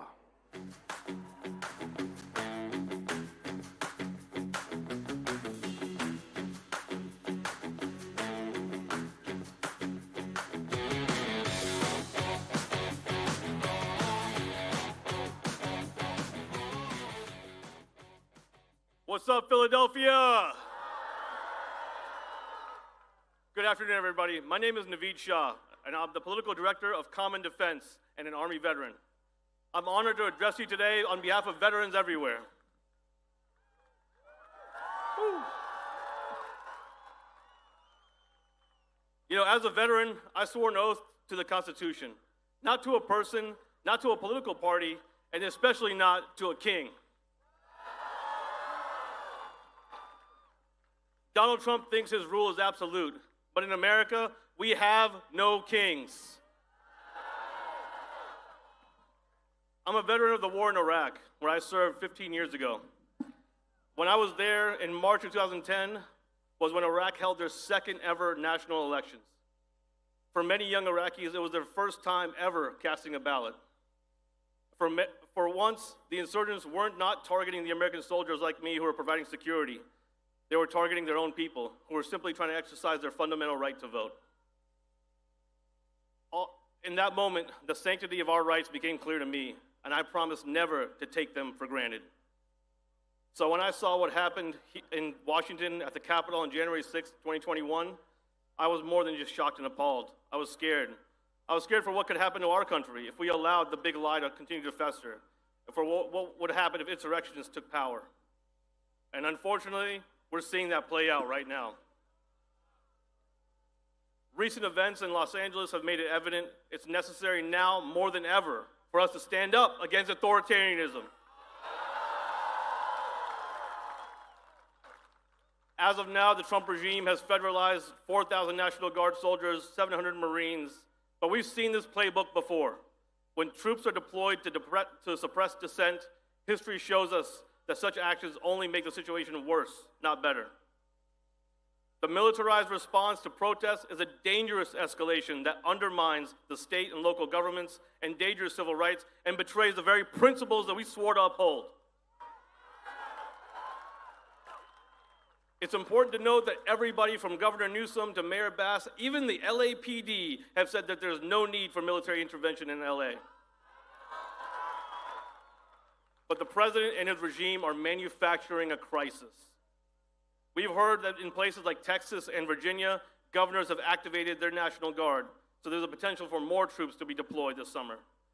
And that's why now, more than ever, in the face of such oppression, we must commit to deliberate, strategic nonviolence. Seeing all of you out here today in the Philadelphia, my second favorite city after DC, it's a powerful moment to protect democracy in our communities. While Trump and his cronies are watching the show in DC, Americans are stuck choosing between health care and child care and feeding their families. And yet again, veterans' benefits that my brothers and sisters earned are on the chopping block. The Trump administration wants to cut 15% from the Department of Veterans Affairs, which millions of veterans and their military families rely on for their health care. But that's right out of the MAGA playbook, isn't it? Pretend you're honoring the troops with a parade while gutting the services that they need. What's the point of a military parade if you're going to disrespect the troops and their families? 250 years ago, the army that I love was founded by the Continental Congress to stand up against King George. Almost nothing makes me prouder than to say, "Go Army." But today, Trump's birthday parade isn't about patriotism. It's about his power. And here's the truth. In a recent poll that we did, 70% of veterans, including Republicans and independents, are opposed to Trump's birthday parade. Because we know you don't honor the troops by making them props. And that's why Common Defense and our veterans are gathered here today and across the country to reaffirm our commitment to the Constitution of the United States. Not a politician, not a political party, and no kings. Despite our nation's history of oppression and racism, but the ideals that we took an oath to rise above all of that. When I took my oath to join the Army, I did so because I believed that America stood for something better, and I still do. And that's why it's so important for me to protect this country and its Constitution from all enemies, foreign and domestic. If we are to be the shining city on the hill, then we must set the example. Before we send our troops to promote democracy abroad, we must protect democracy here at home. Liberty and justice must truly be accessible for all. The men and women of our military uphold the oath every single day. And as veterans, we're here to commit to continue upholding our oath. And we call on all members of Congress, left, right, and center, to do the right thing, because the future of democracy depends on them. And it depends on all of you out here going beyond just today. Continue to show up, because this is not just the end, this is just the beginning. Because in America, we have no kings. Thanks, everybody. Please welcome to the stage from the ACLU, Anu Joshi and Mike Lee.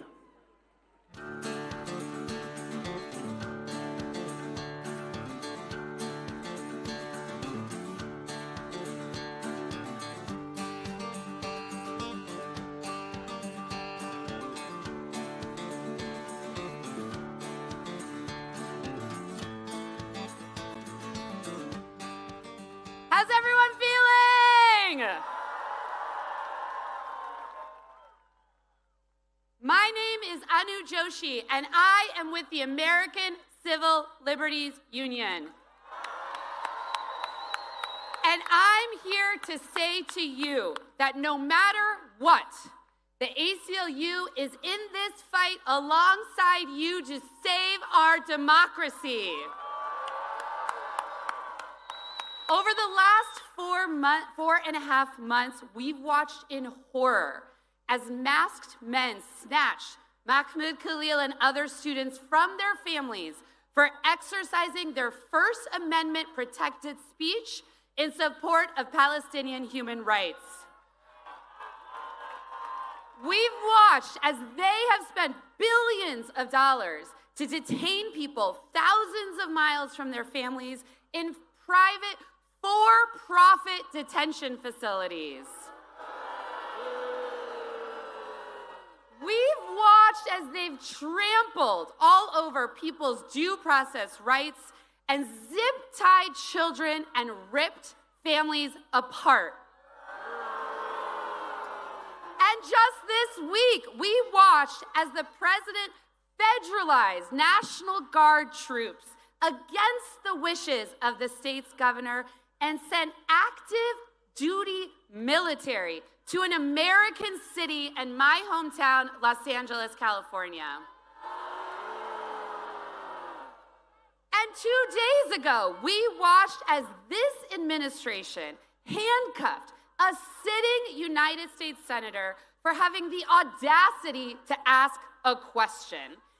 And this is only a part of a larger intimidation campaign as they arrest, charge, and detain not only elected officials, but journalists, universities, judges, union leaders, students, nonprofits, law firms, immigrants, and everyday Americans.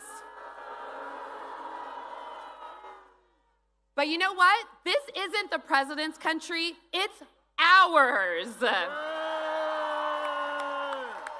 like all of you, in those moments, we didn't just sit on the sidelines watching as he tried to use the immense power of the federal government to try and silence us through fear. We got to work. We have filed more than 100 lawsuits since the inauguration to challenge their extreme, cruel, and illegal actions. And we are winning, and we are not slowing down. We worked with governors and attorneys general and mayors all across the country to pass policies that serve as a firewall against the president's overreach. We packed town halls. We took to the streets to physically protect our immigrant family members. We uplifted the stories of trans joy in our nation's capital. And we trained hundreds of thousands of people to know their rights and to use them. The actions of this White House are un-American, an abuse of power, and just damn wrong. But just looking at the thousands of people here and the millions of people joining events like this all across the country, it is very clear to me that we cannot be silenced and we are not afraid.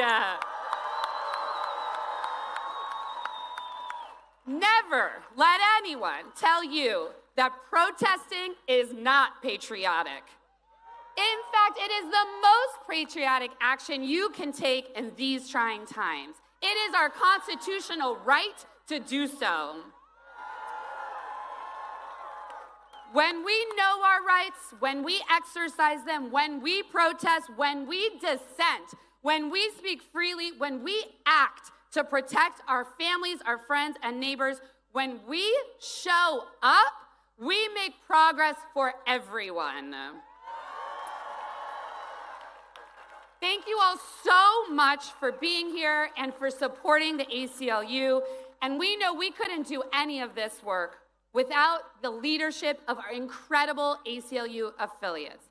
And so I'm so excited to be standing here with a champion of Pennsylvanians, a lifelong Philadelphian, and the executive director of the ACLU of Pennsylvania, Mike Lee. What up, Philly? I said, what up, Philly? When I say free, you say speech. Free. Free. Free. Free. That's what's up. That's what's up. That's Philly right there. Hi, my name is Mike Lee. I'm the executive director of ACLU of Pennsylvania. Proud Philadelphian, born and raised. Happy Pride Month.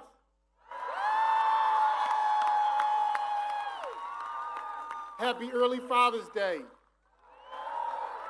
Happy democracy. Cities and countries, cities across this country standing up, pushing back against President Trump and his enablers while they try to pull out all the stops unconstitutionally, trying to scare us, put us on our heels, knock the democratic breath out of us. They even trying to do it here in Philly, threatening funding cuts if we don't change our local policies, deportation without due process. Boo. Troops in our streets. But guess what? You messing with the wrong city.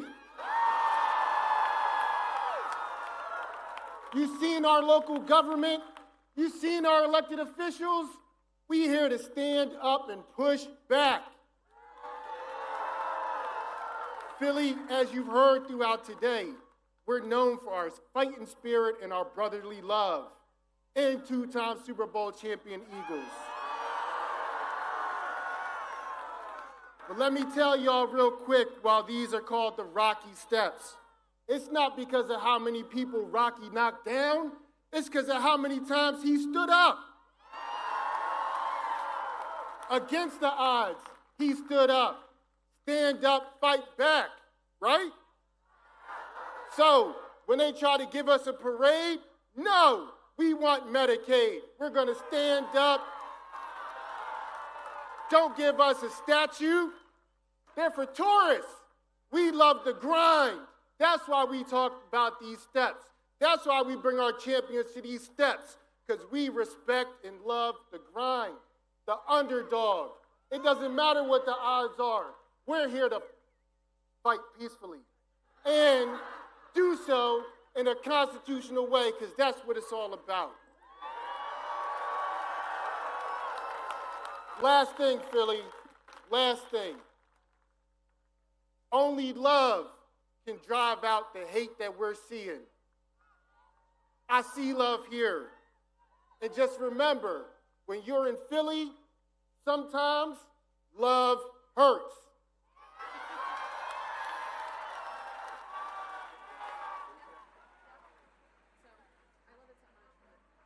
Please give a warm Philadelphia welcome to State Representative from Georgia, Rua Roman.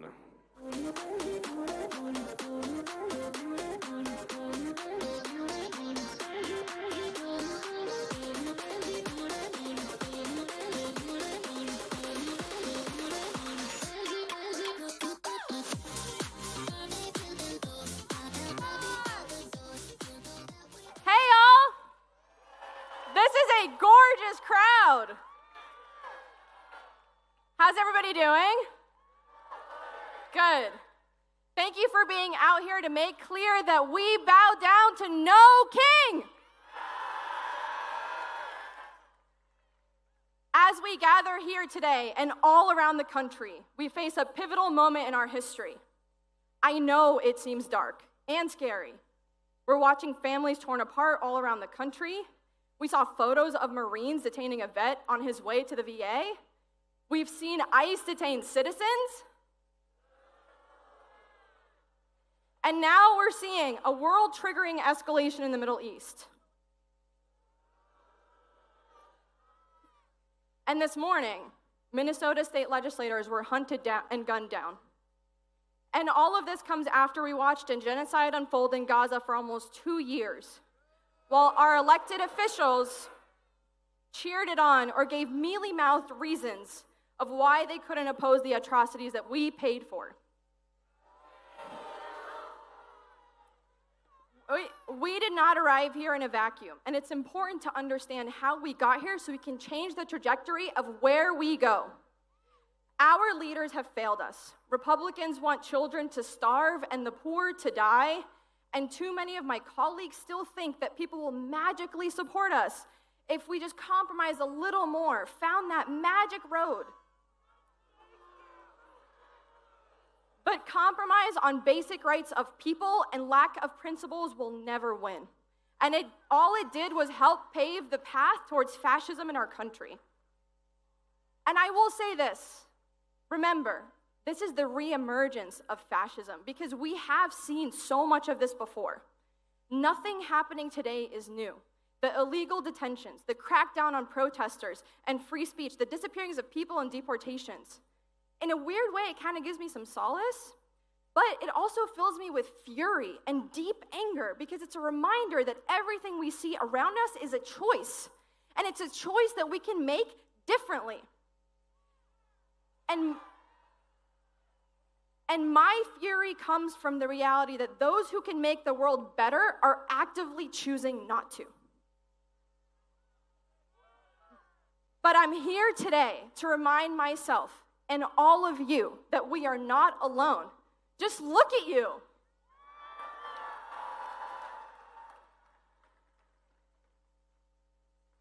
When my community had pushed me to run for office, and for those who don't know, I kind of got bullied into this, I knew I wouldn't be doing it alone. And it was because of them that I had the courage to do this. But now that I'm in it, I see all the time and all the ways that we can make a massive difference. And look, I get it. I was talking with some friends last night about the state of the world, and I told them about how, as someone who's on the inside, the thing that keeps me up at night is to see all of those opportunities that if more people had just shown up, we could have made a huge difference. And here's the thing. They rightfully said, look, there's so much cynicism. People are tired of the corruption, and I get it. I totally get it. But hear me when I say to you today, those who actually engage in that corruption want nothing more than for us to leave them alone. They want us to turn away. They want our cynicism to convince us into inaction. But I'm not going anywhere, and neither should any of you.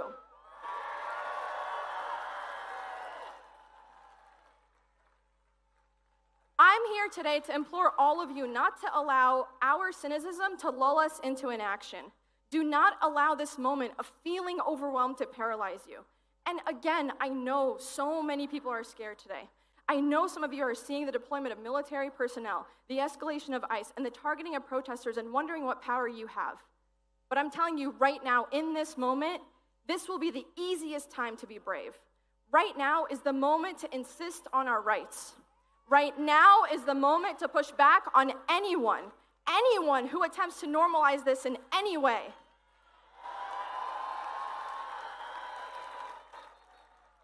Now is the time to loudly remind those around us, as close as they are and as far as they are, that none of this is normal.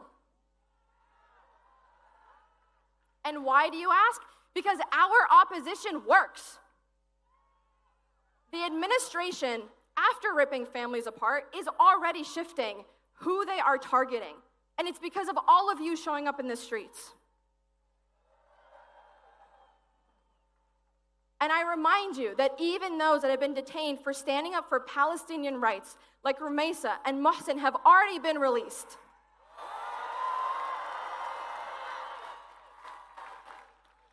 But we cannot let up until we are all safe, until we are all free. We cannot let up until Mahmoud Khalil is reunited with his child. We cannot let up. We cannot let up until we not only stop the cuts to Medicaid, but make sure we finally have universal health care. We cannot let up. We cannot let up until we not only stop the genocides in the Congo and Gaza and Sudan and all around the world, but also end the endless wars. And we cannot let up until we stop this never-ending march to an increasingly extractionary economy that squeezes all of us for everything that we barely have to benefit some unnamed shareholder who'll never know our stories, will never know our names. So today, I am asking you to think about 3 things and your role in them. 3 places. First, your community. Get to know your neighbors, because if you don't already, it is one of the most beautiful experiences in my life. It is so lovely to know them. And make sure that you build a support system with those literally and physically closest to you. And support your local food banks. Support literally anyone who might need it in your neighborhood. And talk to each other. These algorithms continue to silo us and isolate us from each other, and that is extremely dangerous. Now is the time that we need each other more than ever before. Second, and I gotta say it, y'all, your local politics. My city council member won by 4 votes in a runoff. Getting involved politically, from school boards to state legislators to county parties, is world-changing. It's where you have the most power, and I'm not just talking elections here. I'm talking about committee hearings. I'm talking about school board hearings. I'm talking about every possible hearing you go to. Go and make your voice heard. Because I promise you this, every national policy you have hated has started locally somewhere. And third, take care of yourselves. This is a long, long road. I need us to learn to do this work at a pace that works for multiple years. Figure out what that pace looks like for you. Figure out what you have to offer. If you cook, if you bake, if you're artistic, there is so much of you that you can offer to those around you. Now is the time to lean into that. And I'm going to end with this. To my colleagues all around the country who are reeling from the news in Minnesota, I say again, now is the easiest time to be brave. Too many people want to silence people like us. But now is the time to stand up to them and say, you will not make us cower in fear.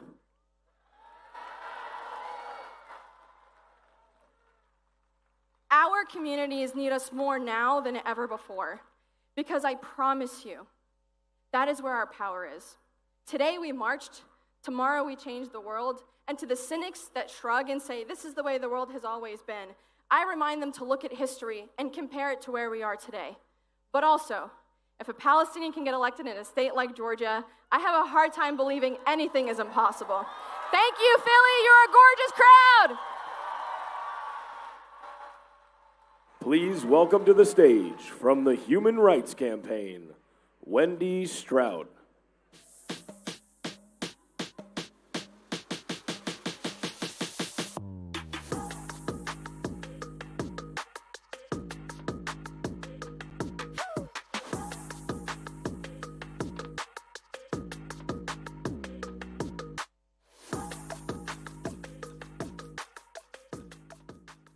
Hello, beautiful people.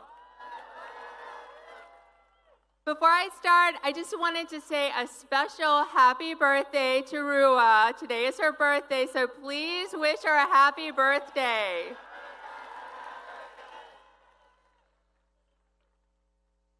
So I am Wendy Strout. I use she, her pronouns, and I am with the Human Rights Campaign.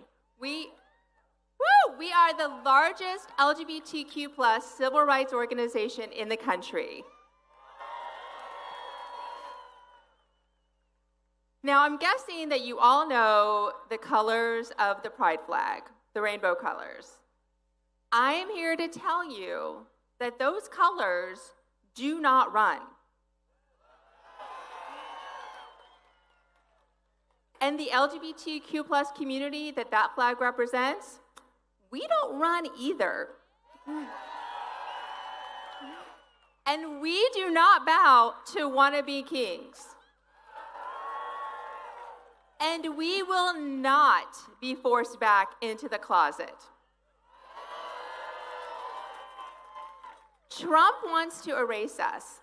He may try and erase our history from his websites or remove our names from battleships.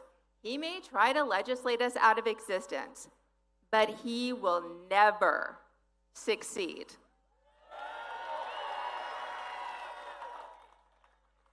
You all know our community has a history of fighting back and standing up against bullies. LGBTQ members and our allies continue to fight and stand up for each other. We will continue to fight for our trans siblings' right to exist and live their authentic lives.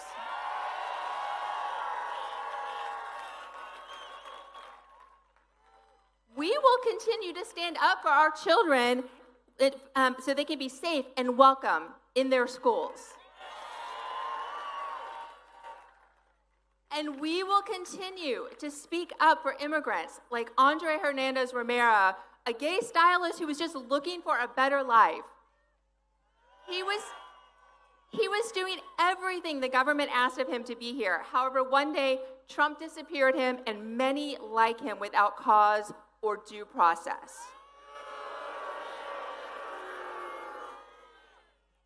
If Trump thinks that he can erase us, then we've got news for him.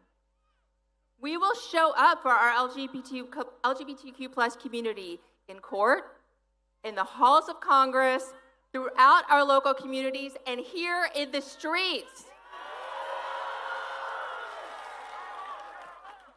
We are not going anywhere, and despite how he acts, this country does not have a king. So here is my call to you. Call your member of Congress. Now, I don't care if you don't think they're going to listen, just call them anyway. Tell them to do their job and listen to their constituents and do what their constituents need, not what the billionaires need. Make them heard. Make your voice heard. Call them today. Call them tomorrow. Call them every day until they listen to you. Thank you, everyone. And remember, these colors do not run.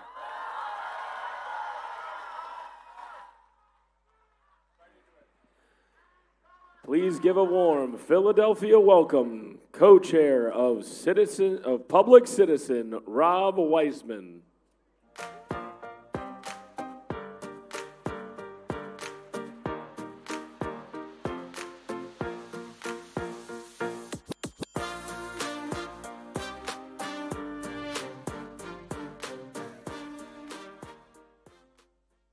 Brothers and sisters and my friends, we congregate here today in the cradle of liberty to reaffirm three founding principles. First, we are all created equal, no matter where we were born, no matter who we love, no matter our religion or race, we are all created equal. Second, we are all endowed with the right to life, liberty, and the pursuit of happiness. And that means a right to health care, a right to clean air, a right to a decent job, a right to be treated respectfully. And third, our government and every government's legitimacy relies on only one thing: the consent of the governed. In America, there are no kings. Donald Trump, you may not snatch people off the streets because you don't like what they think. Because, say it with me, in America, there are no kings. Donald Trump, you may not shut down agencies that protect us from financial fraudsters or deliver foreign aid for the hungry and those who need health care, because in America, there are no kings. Donald Trump, you may not take money away from people or threaten to put them in jail because you do not like what they think or say, because in America, there are no kings. Donald Trump, you may not treat the military as your personal security force and deploy it on a whim and with a bare hint of pretext, because in America, there are no kings. And Donald Trump, you may not accept tribute from foreign powers or bribes from corporate oligarchs, because in America, there are no kings.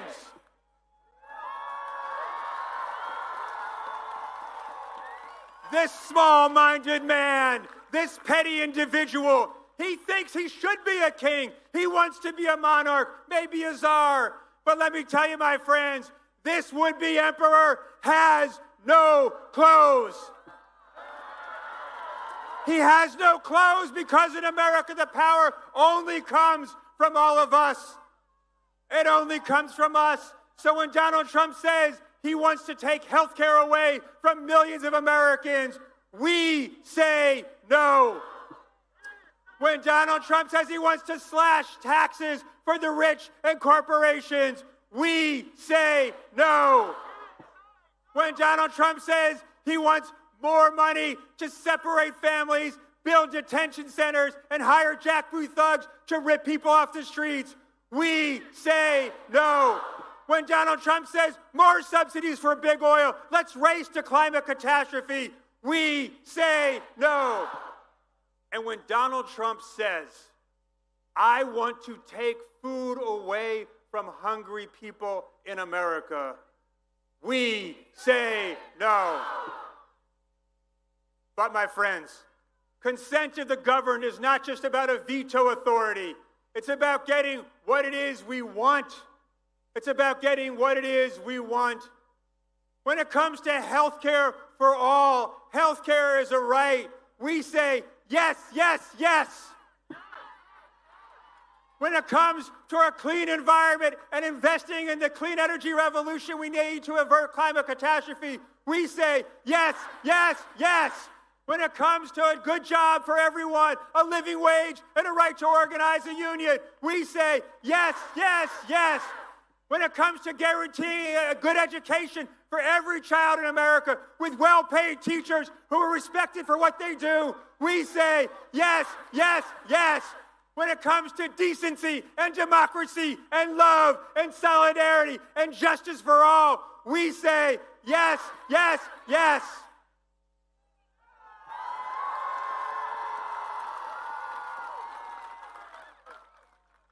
We will together, when we organize and mobilize, as 100,000 of us have done here in Philadelphia today, as millions of us have done across the country, when we organize and mobilize, we will defeat this would-be emperor who has no clothes, and we will deliver on the promise made here almost 250 years ago of the right to life, liberty, and pursuit of happiness for every single human being. Yes, yes, yes, yes, yes, yes, yes, yes, yes, yes, yes, yes. Thank you. And now, please welcome to the stage our final speakers, co-executive directors of Indivisible, Leah Greenberg and Ezra Levin.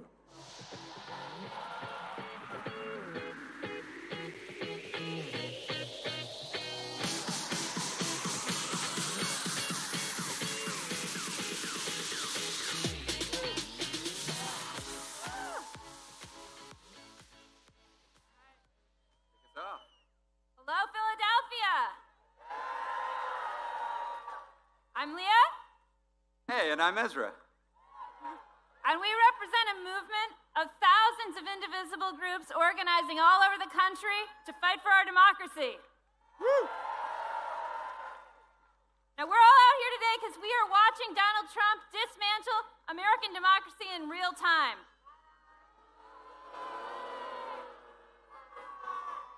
Masked men are grabbing students off the streets for their social media posts. Oh. They're kidnapping moms as they take their kids to school. They're disappearing innocent men into foreign torture gulags without a shred of due process. They're terrorizing our communities, our friends, our neighbors. In Los Angeles, they responded to peaceful protests with violent repression, putting U.S. troops on the streets to stop Americans from exercising our right to peacefully protest. And meanwhile, while he sends the National Guard to California, Donald Trump is sending tanks to D.C. so that he can have the birthday party that he's always wanted.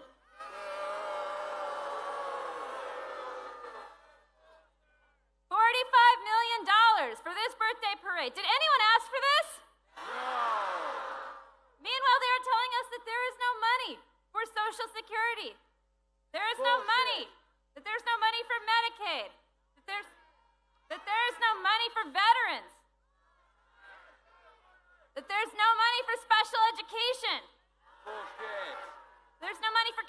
research. No money for clean air or water.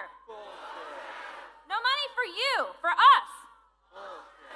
But somehow there's always money when a billionaire needs a tax cut. When Elon Musk needs a fat government contract. Or when Donald Trump wants a luxe new plane or a big birthday party. Now these things are connected. Donald Trump, Stephen Miller, their MAGA cronies, they know Americans hate this stuff. They know we don't want our neighbors disappeared off the streets. They know we don't want Medicaid and Medicare gutted. They know we don't want them stealing from us. They know keeping the gravy train running depends on ripping our rights away and turning us against each other. So they deploy these divide and conquer attacks, they sabotage democracy, they retaliate against anyone who stands up or and they try to shut us down. Now this is not a rally for one party. We've got Democrats here today, we've got Republicans and independents here today.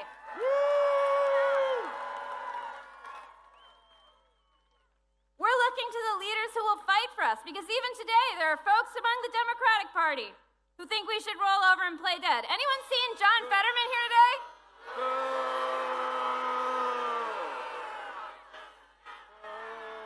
We're not looking to politicians to save us because we have been disappointed before we are looking to each other. Right. Trump wants to look strong today with his guns and his tanks and his threats. He wants you to think that he is a king and America belongs to him. He wants you to think resistance is pointless. But we're here because we know true power is not staged on the streets of D.C. It lies with the people. That's right. That's right. And there are millions.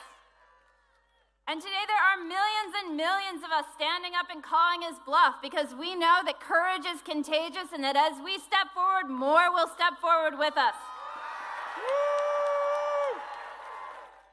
So I need you to tell me, do we have kings in America? No. Do we bow to billionaires in America? No. Whose country is it? Our country. That's right. Woo. You want to hold this flag? Leah Greenberg, everybody. Co-executive director of Indivisible, and my spouse. I'm a lucky guy. Let me start by saying something. Happy Flag Day, everybody. Can I see the flags? I want to tell you a story. 250 years ago, today, a ragtag army came together to beat back a mad king. And they had to ask themselves one simple question. How many kings? How many kings? But it wasn't as easy as a chant, y'all. 2 years after that army formed, 2 years, we were losing to the king. We were suffering defeats. Morale was low. The dream of freedom was slipping away. And yet, during that dark moment, when it looked like we weren't going to win, on this very day, in this very city, 248 years ago, there was a Continental Congress that adopted this flag. Did y'all know that? That's why today is Flag Day, y'all. It was defiant. It was bold. It was a signal of hope in the face of despair. They believe then as we believe now. As Leah said, courage is contagious. They raised the flag not just as a symbol of a nation, but as a resistance to tyranny. That's what that flag stands for.